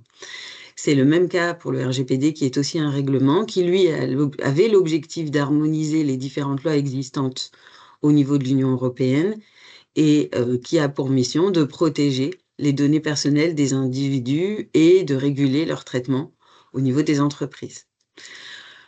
L'objectif du RIA, c'est d'avoir une IA digne de confiance, avec un haut niveau de protection au niveau de la santé, de la sécurité et des droits fondamentaux. Et c'est quand même aussi un texte qui permet d'avoir des règles harmonisées pour soutenir l'innovation. Le RGPD, lui, son objectif, c'est la confidentialité et la sécurité des données personnelles, et aussi de donner aux individus plus de contrôle sur leurs données. Donc, je rentre un petit peu plus dans le détail pour ces deux législations. Donc, avec le RIA, en fait, on a une approche plutôt par les risques. On va avoir 4 niveaux de risque que j'ai représentés là dans cette petite pyramide. Du risque le plus inacceptable au risque minimal. Et en fonction du niveau de risque, on va avoir des exigences et des obligations qui sont plus ou moins importantes. Donc, on a des risques qui sont considérés comme inacceptables. Et là, pour l'instant, au niveau de l'Europe, elles sont interdites parce qu'elles sont contraires aux valeurs de l'Europe et elles portent atteinte aux droits fondamentaux. C'est tout ce qui est, je vous l'ai mis sur le slide, notation sociale, exploitation de vulnérabilité des personnes, la police prédictive qui va cibler des individus ou tout ce qui est reconnaissance des émotions au travail. Il y a ensuite une IA qui est une IA à haut risque. Donc là, elle est autorisée, mais il y a des exigences renforcées pour éviter les atteintes à la sécurité des personnes et les droits fondamentaux. Donc, ça va être des exigences en termes de transparence, en termes d'audit, en termes de sécurité. Et là, on va surtout s'axer sur les systèmes biométriques, les IA qui sont utilisés dans le recrutement, par exemple, ou pour des usages répressifs. Ensuite, on a des IA où il y a plutôt un risque de transparence. Donc là, on a des obligations spécifiques. C'est des IA qui potentiellement risquent de créer de la manipulation, comme les chatbots ou la génération de contenu artificiel. Et puis, on a les IA qui constituent un risque minimal, où là, il n'y a pas vraiment d'obligations spécifiques. Il faut savoir que le RIA, en fait, parle aussi encadre ce qu'elle appelle une nouvelle catégorie de modèles, qui sont les modèles dits à usage général, qui se définissent par leur capacité à servir un grand nombre de tâches, en fait, et qui sont difficiles à classer. C'est pour ça que je les ai mis tout en bas en orange. Et là, c'est des IA où il va y avoir plusieurs niveaux d'obligations en termes de transparence, de documentation, d'évaluation des risques aussi, et avec des nécessités d'atténuation des risques. Le RGPD, quant à lui, il a une approche qui est plutôt fondée sur des grands principes.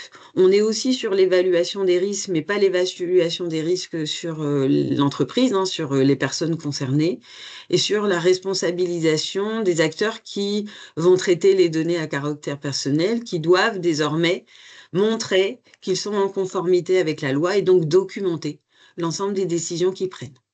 Donc les grands principes de la protection des données. C'est le principe de finalité. Ça veut dire que les données, elles sont collectées pour des finalités déterminées, explicites et légitimes.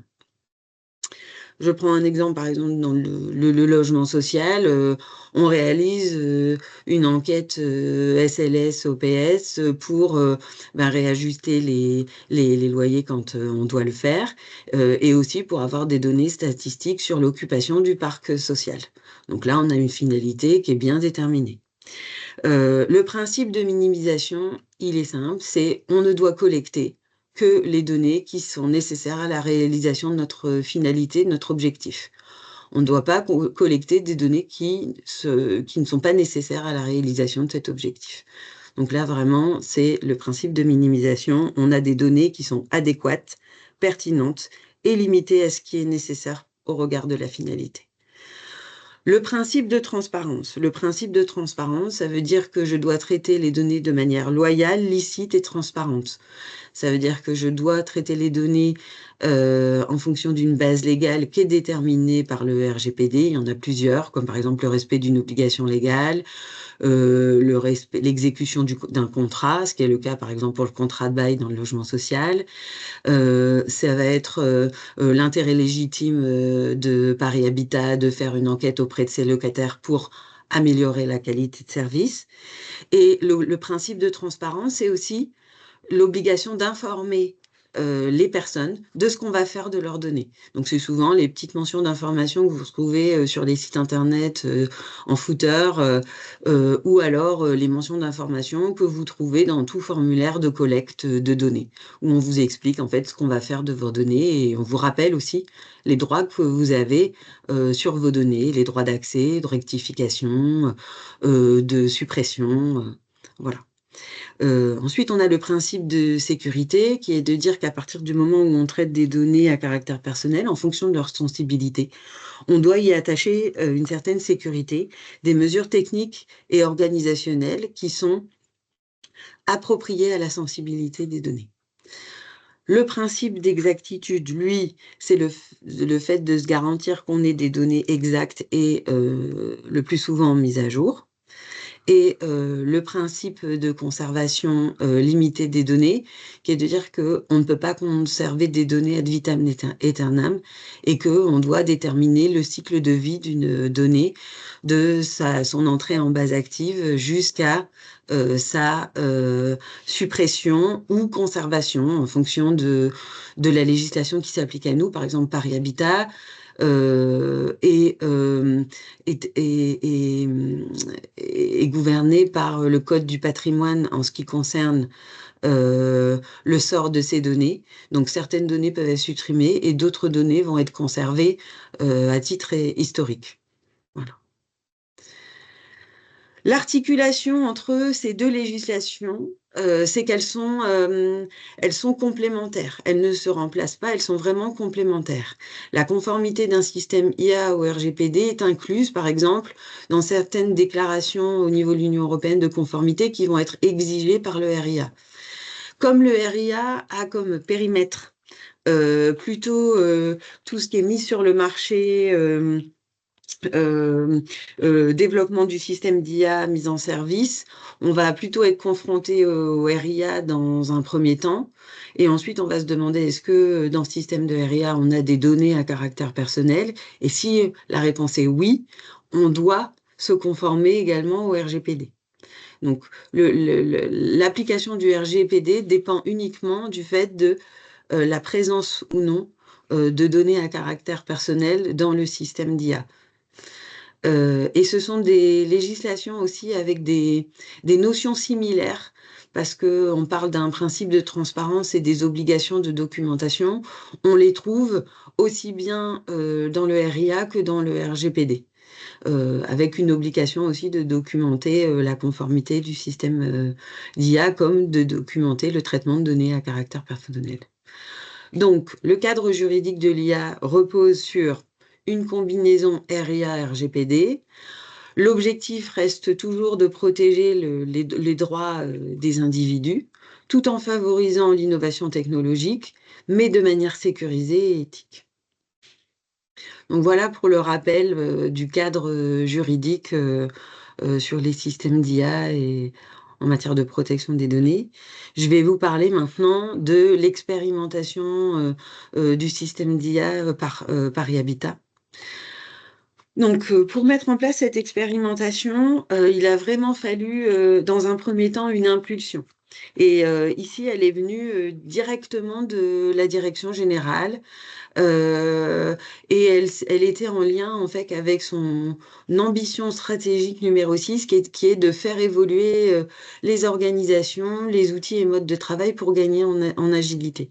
On s'est dit, bon ben voilà, l'IA, elle est présente, elle est de plus en plus présente. Comment on peut l'utiliser pour améliorer les process dans nos organismes et aussi nous faciliter la vie. Et cette impulsion, en fait, elle avait pour objectif de découvrir les fonctionnalités de l'IA, de faire en sorte d'identifier pour Paris Habitat les cas prometteurs, donc ce qu'on allait pouvoir effectivement utiliser, et puis de mesurer en fait la valeur ajoutée pour les utilisateurs, mais aussi pour Paris Habitat et de voir un éventuel déploiement. Les actions qui ont été mises en place en fait pour cette expérimentation, d'abord, il y a eu une sensibilisation du COMEX et des managers sur ce qu'était l'IA, ce qu'on pouvait faire avec l'IA. Il y a eu aussi des entretiens avec des entreprises qui avaient testé l'IA.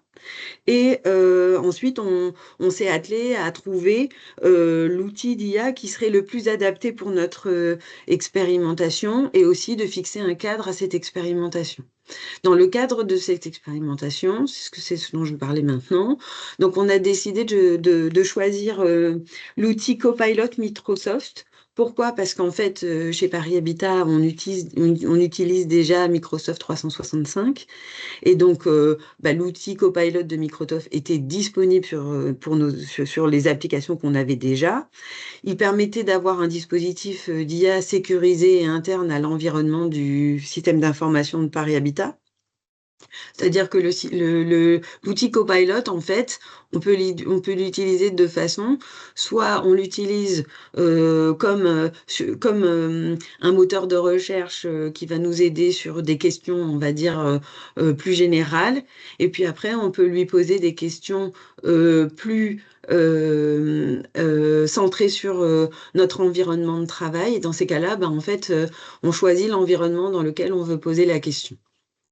La méthode qui a été utilisée pour mettre en place l'expérimentation de Paris Habitat, c'est qu'on a identifié des explorateurs. Donc, dans un premier temps, on en a choisi 35. Maintenant, on est arrivé à 50. Et ces explorateurs, on les a choisis en fonction des usages qu'on imaginait. On a essayé, en fait, de toucher un petit peu toutes les strates chez Paris Habitat. Ensuite, on les a formés, ces explorateurs. On a fait des ateliers avec Copilot, notamment, pour leur montrer quels étaient les outils à leur disposition et comment les utiliser. On a cadré un petit peu les usages pour pas, en fait, faire n'importe quoi avec l'IA et utiliser notamment en termes de données, toutes les données. Donc, je vais en parler après sur le cadrage de l'IA, donc je ne vais pas m'étendre là tout de suite maintenant. On a déterminé des critères d'évaluation, on a mis en œuvre et bien cadré le projet avec un comité IA qui est chargé de piloter. Et on a aussi choisi un porteur de projet qui nous a aidés en fait dans la détermination des critères d'évaluation et qui en fait est un peu le chef de projet de l'expérimentation. Et ensuite, on va faire une évaluation et un retour d'expérience sur le sujet. L'expérimentation IA a une durée de 6 mois et elle a commencé en tout début d'année. Donc, on n'est pas encore au stade de l'évaluation et du REX. Les questions sur l'encadrement, en fait, elle s'est d'abord posée sur les IA grand public. Est-ce que on les utilise ou pas? On a décidé de ne pas aller contre le sens de l'histoire et puis les évolutions actuelles, avec toujours dans notre esprit, on veut essayer vraiment de, de, de développer l'IA chez nous. Donc, la première étape, c'est de ne pas l'interdire et puis de permettre aux collaborateurs de l'utiliser. Donc, on a autorisé les IA grand public, mais à la condition qu'aucune donnée de pH, qu'elle soit personnelle ou pas, ne soit utilisée dans ces outils grand public. Donc l'objectif, c'est de poser des questions générales, mais surtout pas entrer de données qui concernent Paris Habitat. En ce qui concerne les cas d'usage, on a surtout identifié on va dire des usages bureautiques, comme la réécriture de texte, la rédaction de courriel, l'aide à la rédaction de courriel, la gestion de l'agenda aussi. Ensuite, la recherche et la connaissance. Donc, on va faire des recherches intelligentes sur l'ensemble des documentaires de Paris Habitat, par exemple, quand on se met en mode travail, contrairement au mode web dont je vous ai parlé tout à l'heure. On va lui demander aussi de créer des contenus et de faire des synthèses, donc générer des rapports, des pré-rapports, faire des comptes rendus de réunions avec les enregistrements de réunions, faire de la veille, nous aider à faire des compilations de mails, nous aider à proposer des réponses à certains mails, faire de l'aide aussi à la décision avec de l'analyse de documents, l'analyse de données de fichiers Excel, l'analyse à partir de plusieurs sources d'informations. On peut aussi l'utiliser pour faire de la génération de code, de l'analyse d'erreurs. Et ça, en fait, c'est ce qu'on a identifié pour 2 axes d'expérimentation spécifiques, notamment sur les marchés publics, où là, on va essayer de faire de l'analyse de documents. Vous savez, quand on a des marchés publics, plusieurs offres, on a plusieurs réponses à l'offre proposée, et c'est toujours un grand travail d'analyser ces offres pour trouver la meilleure offre. Donc là, on pourra avoir une aide en fait à l'analyse de l'ensemble des documents qui nous sont fournis par les postulants pour pouvoir nous aider à faire l'analyse. Et puis on a aussi un axe d'expérimentation sur la reconnaissance de documents et c'est important pour nous, par exemple, pour des finalités comme la détection de la fraude sur, par exemple, les attestations d'assurance ou même les avis d'imposition. Donc sur ces 2 axes d'expérimentation, on est en train de rencontrer en fait des experts en fait qui ont développé des systèmes d'IA spécifiques pour les marchés publics ou alors pour la reconnaissance de documents. Pour voir un petit peu ce qui existe sur le marché et comment ils prennent en compte les problématiques liées à la conformité des systèmes d'IA. C'est pour ça que je suis généralement présente lorsqu'on nous présente ces systèmes. Sur les principes généraux et le cadrage de ces systèmes, de cette expérimentation de l'IA, il y a des engagements de Paris Habitat pour garantir la conformité de l'utilisation du système dans le cadre de l'expérimentation. Donc c'est vraiment ces principes, ils ont été déterminés par un comité IA dans lequel on retrouve bien entendu le responsable de la sécurité des systèmes d'information, le directeur des systèmes d'information. Il y a aussi la directrice générale en charge de l'innovation, mais aussi le directeur général en charge de tout ce qui est politique locative. On a l'architecte de Paris Habitat et bien sûr le DPO a été associé. Et parmi ces principes, en tout cas en ce qui me concerne moi sur la protection des données et sur l'éthique en général, on a décidé d'interdire l'utilisation de données sensibles dans l'expérimentation. On l'interdit dans l'expérimentation, on l'exclut pas dans l'avenir, mais pour l'instant c'est interdit. Pour vous rappeler, donc tout à l'heure je vous ai redéfini ce que c'était qu'une donnée à caractère personnel. Une donnée à caractère personnel, c'est une donnée qui permet d'identifier directement ou indirectement une personne physique. C'est un nom, un prénom, une image, un numéro de sécurité sociale, une photo, le numéro d'un collaborateur dans une entreprise, le numéro d'adhérent, et ça peut être aussi un ensemble de données comme, par exemple, si je vous dis le fils du notaire qui habite 11 boulevard Raspail à Paris, ben, potentiellement, je peux l'identifier. Donc, cet ensemble de données est une donnée à caractère personnel. Dans cet ensemble de données, on retrouve des données qui sont protégées de manière spécifique par le RGPD, qu'on appelle plus communément des données sensibles, et elles sont définies précisément. Il y a la santé, les données d'appréciation sociale, tout ce qui est infraction ou condamnation, le NIR, qui est le numéro de sécurité sociale. Et nous, on y a ajouté les coordonnées bancaires parce que même si elles ne sont pas définies par le RGPD comme étant des données sensibles, ça reste des données qui sont qualifiées, que ce soit par la CNIL ou par le Comité européen à la protection des données, comme des données hautement personnelles. Donc, on les inclut dans les données sensibles. Ensuite, on demande à ce que l'utilisation de l'IA fasse l'objet obligatoirement d'une supervision humaine pour s'assurer de la véracité et de la pertinence des informations. Donc, les personnes qui vont utiliser Copilot doivent relire et doivent s'assurer de la véracité des informations qui sont transmises. Dernièrement, je faisais une veille sur la protection des données et notamment la CNIL qui présentait son plan stratégique. Donc, je suis sur la fiche de la CNIL qui présente son site stratégique et, alors grosso modo, parce que je me souviens plus exactement du terme, mais le titre de la CNIL, c'était le nouveau plan stratégique de la CNIL 2025-2027, les 4 axes stratégiques. Et je demande à Copilot, parce que je suis une exploratrice de l'IA, je lui demande de me résumer en fait cette fiche en 8 lignes maximum pour faire une petite veille aux collaborateurs de Paris Habitat. Et la première chose qu'elle me dit, c'est qu'il y a 3 axes, alors que de la fiche qu'il y en a 4. Donc, je lui dis, peux-tu me refaire en fait la synthèse avec les 4 axes précisés par la CNIL? Et en fait, l'IA m'a refait la veille en me précisant qu'elle s'était trompée et qu'elle était désolée.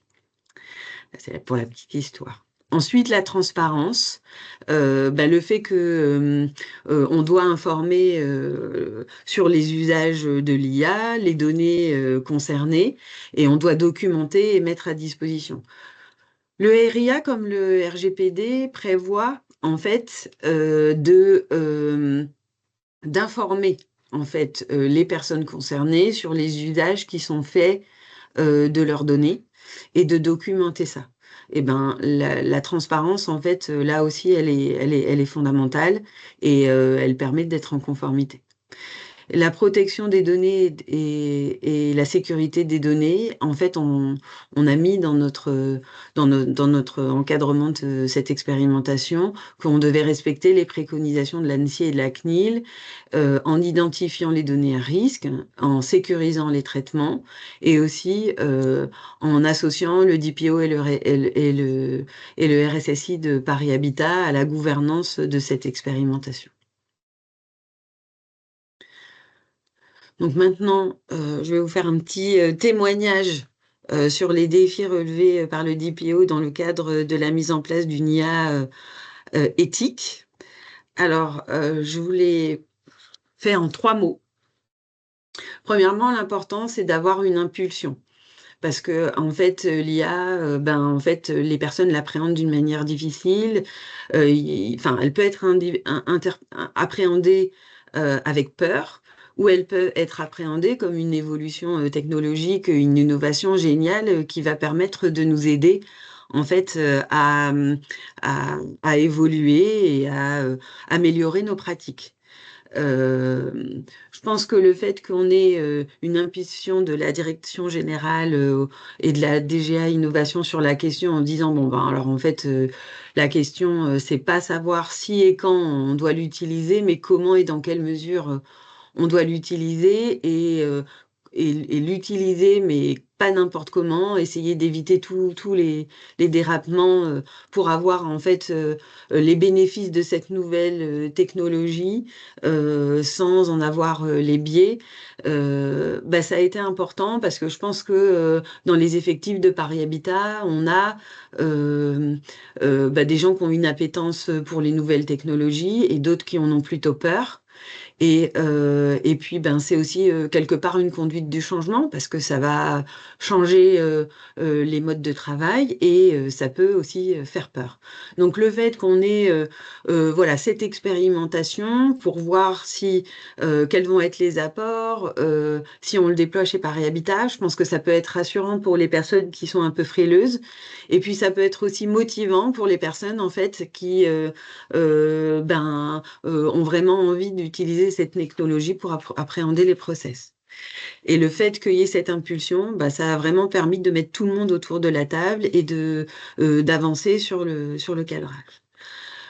Le deuxième point, c'est la souplesse. En fait, moi, en fait, dans le cadre de cette expérimentation de l'IA, j'avoue que, en fait, l'IA, je savais ce que c'était, je savais que ça allait arriver, mais en fait, dans mes travaux de tous les jours, c'était pas, c'était quelque chose qu'on allait voir arriver, mais qui était encore un peu abstrait. Je savais qu'il y avait le cadre du RIA qui allait arriver, puisque législation de 2024, mais voilà, sans trop y attacher d'importance. Le fait qu'on mette en place cette expérimentation, là, je me suis dit, bon, bah, alors, bah, ça y est, là, maintenant, il faut que je m'y mette, que je comprenne le RIA, que je comprenne comment le RIA va s'intégrer avec la protection des données et quels sont les écueils qu'il faut éviter au départ. Parce qu'on est dans le cadre d'une expérimentation et qu'il ne fallait pas non plus que ce soit un encadrement qui soit trop lourd au départ. Donc, ce qu'on a fait, ben, on a fait un document qui s'appelle le cadre d'expérimentation des IA génératives, dans lequel on a rappelé ce que je vous ai dit plus haut, que on avait le droit d'utiliser les IA grand public à condition de ne mettre aucune donnée de Paris Habitat, que dans le cadre de l'expérimentation, on allait avoir accès à un outil qui était Copilot, qu'on allait pouvoir l'utiliser de manière dans un environnement global, mais aussi dans un environnement plus restreint sur nos systèmes d'information avec nos documents et que là aussi on n'était pas on n'allait pas utiliser de données à caractère personnel et comme on en est à 3 mois de l'expérimentation, on s'est aperçu que, par exemple, on utilisait beaucoup l'IA pour l'enregistrement de réunions, pour faire les synthèses, faciliter la rédaction des comptes rendus. Et là, on enregistre quand même les personnes, leur voix, mais aussi peut-être leur visage, ça dépend. Et dans ces cas-là, on a besoin d'une autorisation en fait des personnes. Donc on a mis en place un outil, un document pour donner les consignes d'enregistrement lors des réunions de génération des comptes rendus. Honnêtement, cette souplesse, elle a été un petit peu frustrante pour moi parce que normalement, on aurait dû aller plus loin, peut-être sur des évaluations de risques, choses comme ça. Sauf que si on reste très pragmatique, euh, on avait besoin de cette souplesse et comme on savait pas encore trop, enfin, on avait identifié des cas d'usage, mais sans savoir trop où ça allait nous mener, il fallait qu'on reste vraiment très souple. Donc, on s'est dit que, voilà, là, pour l'instant, comme on n'utilisait pas de données sensibles, on était dans des expérimentations sur des données qu'on utilisait déjà de manière générale et que, dans un deuxième temps, on allait aller plus loin dans la conformité. Et là, je parle notamment, par exemple, de l'axe d'expérimentation que j'ai décrit tout à l'heure sur la reconnaissance de documents pour la gestion de la fraude dans le cadre des avis d'imposition. Bon, bah, dans les avis d'imposition, on peut avoir des données sensibles, voire hautement personnelles. Donc, c'est pour ça que dans le cadre des entretiens qu'on a avec les systèmes d'IA experts sur la reconnaissance de documents, je suis invitée et je pose des questions sur la mise en conformité de ces systèmes. Et le troisième point, c'est le rester pragmatique, en fait, parce que l'IA, c'est un sujet complexe qu'on est tous en train d'appréhender. Et par exemple, on nous demande de la transparence, mais pour avoir de la transparence, il faut aussi qu'on comprenne les systèmes d'IA. Et ce que disait Gilles tout à l'heure, c'est que c'est un petit peu compliqué de comprendre les systèmes d'IA, parce que quelquefois, on ne sait même pas ce qu'il y a dedans, et les personnes qui les mettent à notre disposition ne sont pas disposées à nous dire ce qu'il y a dedans. Sur l'évaluation des risques, ben c'est pareil en fait. C'est une nouvelle. Enfin, avec l'IA, il y a tellement de possibilités que voir tous les spectres et tous les risques dans un premier temps, ben, c'est un peu compliqué. Donc faire une évaluation des risques, ben ça peut être une évaluation des risques qui n'est pas complète parce qu'on n'a pas forcément envisagé un risque qui se présenterait à nous et qui va se présenter à l'usage. Donc là, il faudra revoir son évaluation de risque. Ensuite, Gilles en a parlé aussi tout à l'heure, c'est tout ce qui est biais et possiblement discrimination que peuvent entraîner les systèmes d'IA. Et là, en fait, on a des humains qui, euh, qui, qui donnent en fait des instructions à l'IA pour donner en fait pour arriver à un résultat. Mais cette IA, elle est un peu intelligente et elle va se construire elle-même avec certains biais. Et ces biais, il faut vraiment y faire attention et les appréhender, ça peut être aussi compliqué. Le pragmatisme, ben là, comme je vous l'ai dit, hein, pour mettre en place l'expérimentation, on s'est dit attention, ok, on fait l'expérimentation, par contre, on ne prend pas le risque de traiter des données sensibles. Et puis, il y a des questions aussi que je me pose, moi, par rapport à l'effectivité des droits des personnes. Vous savez que compte tenu de la législation relative à la protection des données, le RGPD, les personnes ont droit d'accéder aux données les concernant, ont la possibilité de demander à ce qu'elles soient rectifiées, à ce qu'elles soient supprimées, à ce qu'elles soient portées. Donc la portabilité des données, c'est le fait de transmettre des données d'un organisme à un autre. Je me pose des questions sur l'effectivité de ces droits pour les personnes quand leurs données, elles sont dans des systèmes d'IA. Et notamment le droit à l'oubli.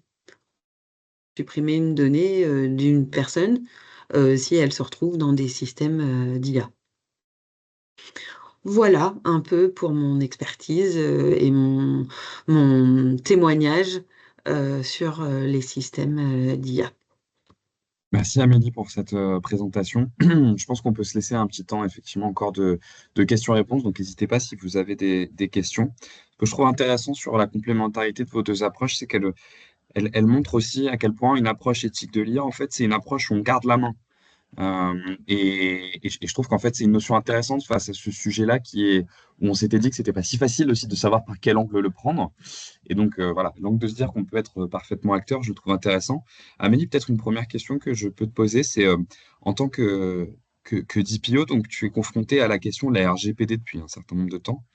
Moi, l'impression que je peux avoir, c'est que l'IA remet la question de la RGPD encore plus au centre des discussions et de manière encore plus concrète, parce qu'on a pu pendant longtemps avoir l'impression que la RGPD venait imposer un certain nombre de choses, mais que c'était non pas concret et non pas flou, mais finalement l'impact que ça avait réellement sur les outils était parfois dur à mesurer.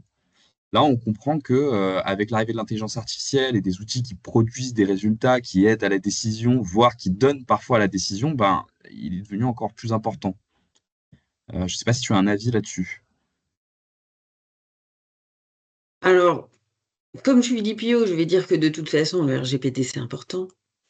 Mais effectivement, on a une autre dimension avec les systèmes d'IA, parce qu'en fait, on sait d'emblée que c'est basé sur les données. que pour avoir des réponses de plus en plus fines, effectivement, on peut pas passer à côté de l'utilisation des données à caractère personnel.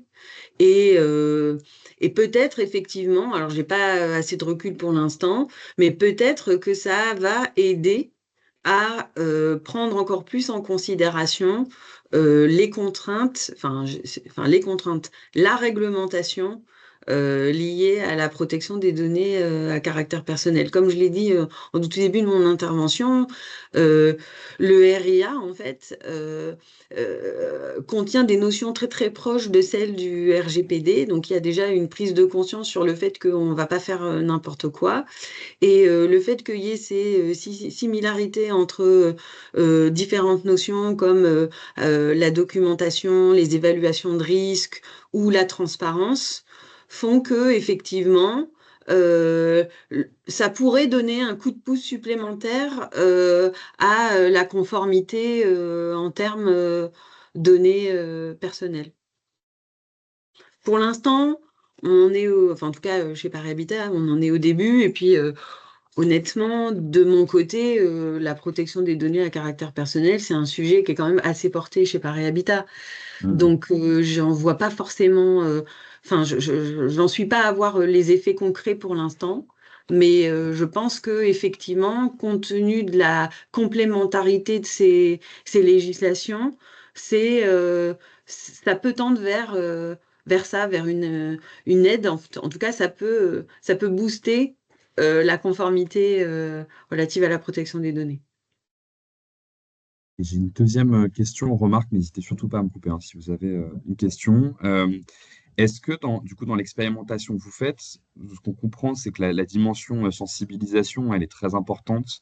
Alors, ça ressemble d'ailleurs un peu à ce qu'on peut faire sur la cybersécurité, une dimension sensibilisation pédagogique est importante. Est-ce que tu sens que ça imprime dans la tête des gens avec les différentes remarques et que effectivement, et les différentes formations, temps de travail, et que cette dimension sensibilisation au risque, elle fonctionne? Euh, je- c'est un peu trop tôt pour le dire, mais j'aurais tendance à dire que oui, parce que bah là, on n'est que sur une cinquantaine d'explorateurs. Quand on les a enrôlés ou les nouveaux qui viennent d'arriver, on leur a bien présenté le cadre. Et, euh, et donc, du coup, ils sont sensibilisés à pas mettre n'importe quoi dans les IA. On les rassure aussi parce qu'on a quand même mis en place un outil qui permet de travailler uniquement sur notre système d'information avec nos outils. Donc, je pense que le fait qu'on ait pris le soin de faire ce cadrage et qu'on ait posé des limites, ça les sensibilise forcément. Marie, peut-être tu veux compléter mon point? Non, je pense que tu as très bien dit. Effectivement, Marie Godard, je suis DGA chez Paris Habitat. Je pense que la sensibilisation, aujourd'hui, c'est trop tôt, nous, pour évaluer. Mais en tous les cas, le fait qu'on l'ait fait au niveau de l'ensemble des managers, au-delà de l'expérimentation, on a commencé à sensibiliser à ce sujet. D'abord le COMEX, et c'est assez important aussi de mettre l'ensemble des membres des comités de direction du COMEX, parce que bah, ça passe aussi par là, hein, de mieux comprendre ce qu'on est en train de faire au niveau des directions. Je pense que oui, les gens à la fois s'autorisent à faire un certain nombre de choses sur l'IA puisqu'on les en a encouragés, mais à la fois mieux comprendre ce qui se passe, comprendre aussi que la réponse apportée peut être fausse et que c'est la supervision humaine est vraiment importante et qu'il faut donc être en capacité de garder cette acuité et cette vigilance sur les résultats qu'on donne. Je pense que oui, en tous les cas, ça me semble tout à fait nécessaire. Je parle à Damien qui a une question, une remarque. Oui, ouais, en fait, merci d'abord pour cette présentation de l'expérimentation qui est fort intéressante. On essaie d'expérimenter sur deux axes en même temps, soit ChatGPT entreprise, donc dans un univers théoriquement fermé, mais bon, et, soit Copilot, effectivement. Et en fait, là, je m'interrogeais sur alors à la fois le droit à l'oubli, la conservation des données personnelles, la garantie qu'on a que effectivement quand on utilise Copilot sur l'entreprise, les données ne soient pas utilisées à d'autres fins.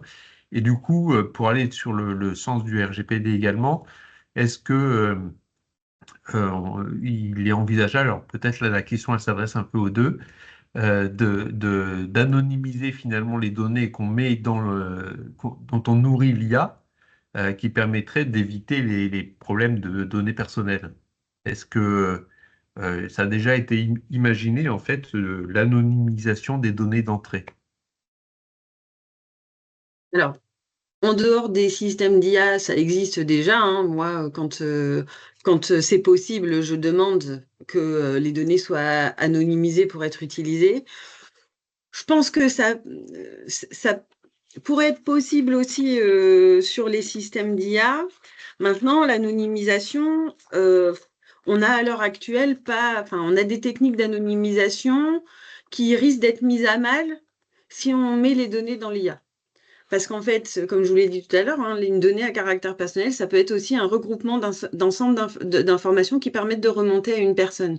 Donc, plus on va mettre de données dans l'IA, même si on pense que le jeu de données qu'on va mettre le lundi, il est anonymisé, celui qu'on va mettre le mardi, il est anonymisé, et celui qu'on va mettre le mercredi, il est anonymisé, si l'ensemble de ces données, malgré le fait qu'elles aient été anonymisées, permettent de réidentifier une personne, on sera sur des données à caractère personnel, en fait.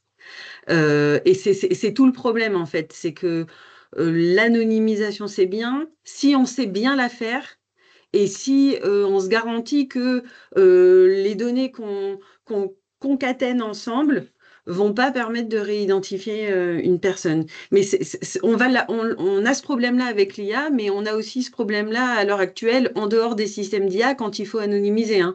Et c'est un problème aussi pour la CNIL, c'est la fiabilité des systèmes d'anonymisation. Et souvent, d'ailleurs, dans certaines décisions qu'elle prend, elle requalifie en disant que les personnes n'ont pas, les organismes n'ont pas anonymisé, ils ont pseudonymisé. Pseudonymiser, c'est une technique qui permettra quand même même avec un petit peu d'effort, mais qui permettra de réidentifier la personne. Donc, je pense qu'il va falloir vraiment faire attention à ça. Et c'est aussi une des questions que je me pose, hein, quand je disais l'effectivité des droits vis-à-vis des personnes, parce que je me dis, en fait, voilà, on a cet ensemble de données, cette masse de données qui est concaténée. Possiblement, on pourrait, si c'est mal fait, ou si l'ensemble des données concaténées permettent de réidentifier une personne, on se retrouve sous le coup de la protection des données, en tout cas la législation relative à la protection des données. Moi, je pense même que effectivement, sur les données personnelles et sur les données nous concernant qui sont disponibles, je crois qu'il ne faut pas se faire trop d'illusions, en fait. C'est-à-dire que, évidemment, tant qu'on utilise des solutions américaines, tout ce qui est stocké sur un serveur qui appartient à une entreprise américaine, même si le serveur est en France, est accessible aux Américains. On sait déjà depuis un certain temps que ce sont des données qui sont déjà utilisées pour faire de l'espionnage industriel. Ça a été révélé par Edward Snowden il y a 10 ans. C'est évidemment plus que jamais vrai. Ça s'est vu également au moment du rachat d'Alstom par General Electric. Ça a également été le cas pour l'affaire Gemalto et la puce électronique. Et donc aujourd'hui, avec Trump 2, je pense qu'il est illusoire de penser que ça ne prenne pas une ampleur massive. Vous avez probablement vu hier que Marco Rubio et les équipes du Doge de Musk ont décidé de renvoyer chez eux les étrangers qui avaient participé à des manifestations contre les attaques israéliennes. Donc aujourd'hui, ces données vont être utilisées directement pour analyser et que l'analyse a été faite en masse avec des approches basées sur l'IA, pour dire qui a participé à ça. Si cette personne est étrangère, elle va être envoyée chez elle. Donc je pense que, et donc aujourd'hui, que ce soit via l'utilisation de Copilot dans votre expérimentation ou même dans nos vies personnelles, où on utilise Google Mail, on utilise Google Doc, on utilise Google Maps, on va mettre des photos sur Facebook, sur LinkedIn, etc. Toutes ces données-là pourront être utilisées. Moi, j'ai le sentiment Et c'est justement une question que je voulais vous poser aussi, qu'il faut vraiment, dès qu'on peut, ne pas utiliser de solution américaine. Et donc, effectivement, ma question pour vous, Amélie et Marie, c'était pourquoi ne pas avoir fait l'utilisation, j'imagine que je ne suis pas le premier à vous la poser, avec Mistral, plutôt qu'avec une solution Microsoft. Alors là, c'est exactement une question qu'on se pose. Ouais. Là, dans l'expérimentation, assez simplement pour des questions de coût, de capacité à déployer sans avoir d'investissement important, puisque Copilot est immédiatement intégré dans les outils et qui sont des outils de travail tout Ouais, quotidien bien des sûr. collaborateurs. Voilà. Par contre, pour tout ce qui est d'IA un peu spécifique, ce que vous appeliez la recherche sur des corpus, on est en train de réfléchir à des petits robots qui pourraient être des robots pour répondre RH, etc. C'est exactement un des points qu'on a évoqué pas plus tard que la semaine dernière avec le DSI de Paris Habitat en disant il faut vraiment qu'on creuse ces pistes Mistral et autres européens et français pour pouvoir regarder la faisabilité à la fois évidemment économique.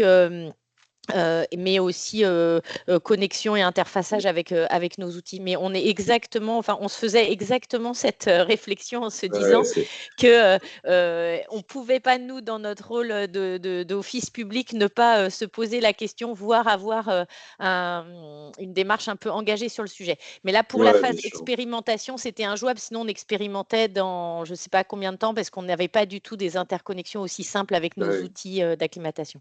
Ouais, bien sûr. Mais enfin, je dis ça parce que nous-mêmes, donc nous, on fait de l'analyse automatique de documents, de la lecture de documents, etc. Et effectivement, on est pas mal sollicité en ce moment, justement, parce qu'il y a de plus en plus d'acteurs qui sont en train de se dire, OK, on ne peut pas continuer à envoyer toutes nos informations aux Américains en permanence, quoi.